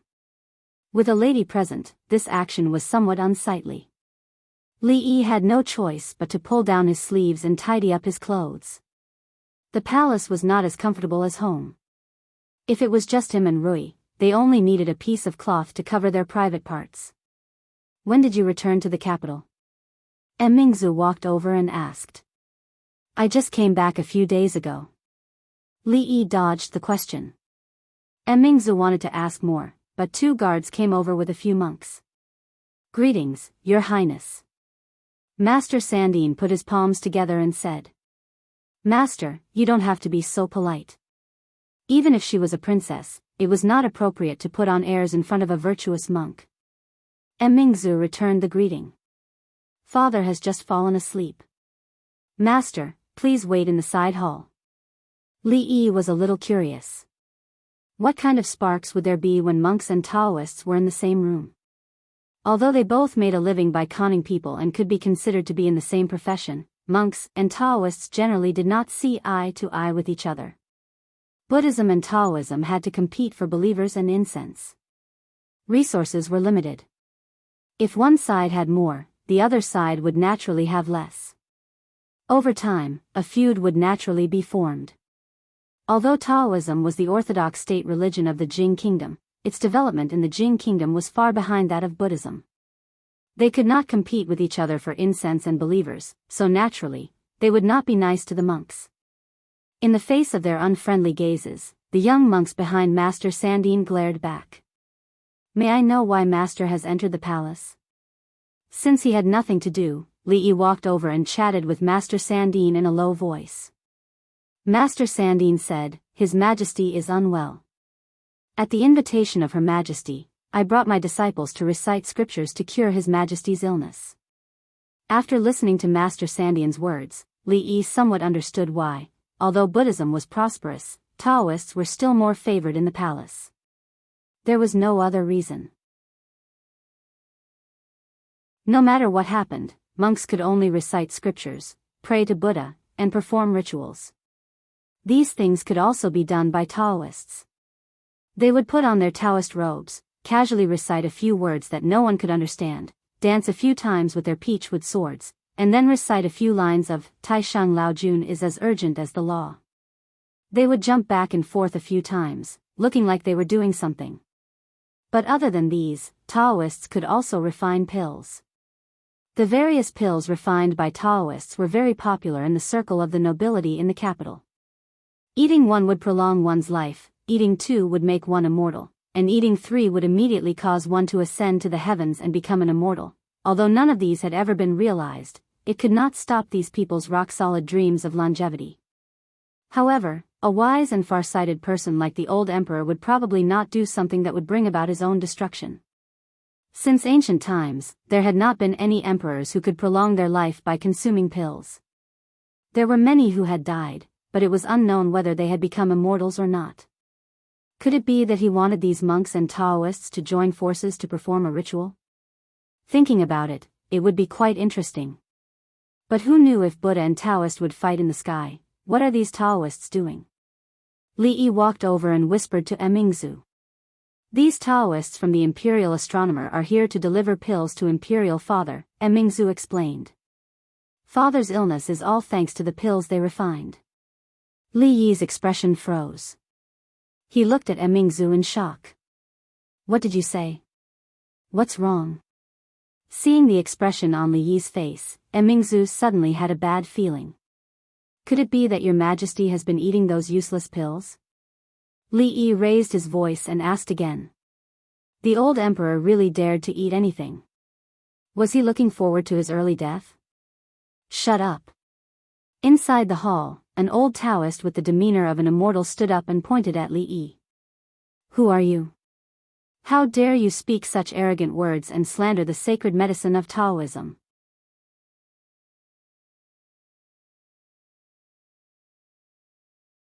Chapter 426. The old Taoist priest's hair and beard were all white. If it wasn't for his flushed face and his furious glare at Li Yi, he would look like an immortal in everyone's eyes. He didn't mean it, please don't be angry. Emingzu hurriedly walked over and said when she saw the unhappy expressions on the Taoist priests' faces. Although the Imperial Astronomer was under the jurisdiction of the Imperial Court, these Taoist priests were not just officials, especially the old Taoist priest in front of them. He had an extremely high reputation in Taoism, and even the emperor treated him with respect. All the officials and nobles in the capital yearned for the miraculous pills he concocted to prolong their lives. How can I not be angry when you insult my Taoism for no reason? The old Taoist priest was obviously still angry. He pointed at Li Yi and asked, Tell me, why are my pills useless? Ever since the appearance of the 5 minerals powder, taking pills had become one of the hobbies of the rich and powerful in ancient times. In order to prolong their lives and become immortals, the number of pill masters began to increase explosively. Mercury, gold, lead, whatever was more important, they used it to concoct pills. Taking pills became the norm. When they had nothing to do, they would meet up with a few friends to take pills. That was the culture of society. What else could Li Yi say? If this was the modern era, gathering a crowd to take drugs would cause them to go to jail for life. It was obvious that Taoism had not changed from external alchemy to internal alchemy. Li Yi had no intention of explaining to the old Taoist what heavy metal poisoning was. A group of people were going crazy from wanting to become immortals. This was the same as telling the old monk Tan Yin that his Buddha was useless. Even Li Xian, Emingzu, and the old emperor believed that taking pills was useful. What he said was meaningless. My apologies, I misspoke just now. May I ask if you can let me take a look at that holy pill? Li Yi cupped his hands at the old Taoist priest. Remember not to be careless in the future. Although the old Taoist was still somewhat angry, he did not continue to make things difficult for him when he saw that he was with Princess Yongla. He took out a brocade box from his sleeve and carefully opened it. The old Taoist was very cautious with this pill. He held it himself and did not let Li Yi touch it. He stared at Li Yi as if he would take his hand back at any time. Li Yi looked at the pill in the box. This pill was about the size of a quail's egg and was dark red in color. It actually reflected light, and under the sunlight, it looked very strange. Other than mercury sulfide, which was also known as cinnabar, what else could have such an effect? It seemed that these Taoist priests' alchemy techniques were still very traditional. Since they had mercury, they must have added a lot of lead as well. Gold powder, silver powder. Not sure if they had added anything else. Li Yi looked at the white-haired old Taoist priest and thought to himself that he would never eat the alchemy that he had refined himself. I'll go back first. Not long after, Li Yi looked away from the pill and did not look at the old Taoist priest again. He said something to Li Xian and turned to walk out of the hall. Sigh, Li Xian stretched out his hand, but before he could say anything, Li Yi had already walked out of the door. He and Mingzhu looked at each other and chased after him helplessly. He did not expect that Li Yi would actually have a conflict with these Taoist priests. One had to know that when facing these people, even he and Mingzhu could not say or do anything. Li Yi walked in the direction of the palace gate alone. Only a fool would come out on such a hot day. Anyway, the old emperor did not have long to live. Although he would definitely die after eating those pills, at least in the early stages, he could still feel the cheerfulness of the gods and the improvement of his physical strength. Otherwise, there would not be so many people in the world who believed in it. Lordly. Suddenly a slightly surprised voice came from behind.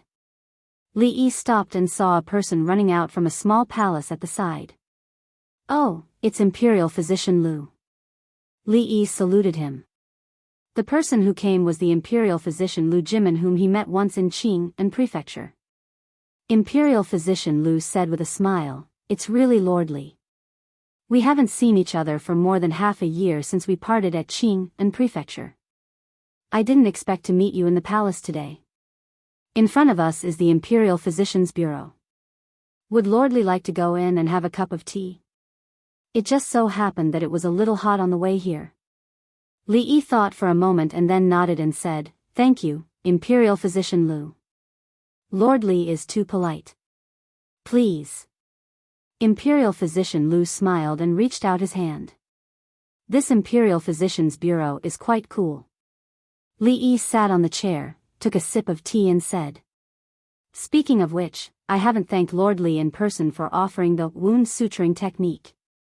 Lordly is kind and generous, and everything you do is for the benefit of the people.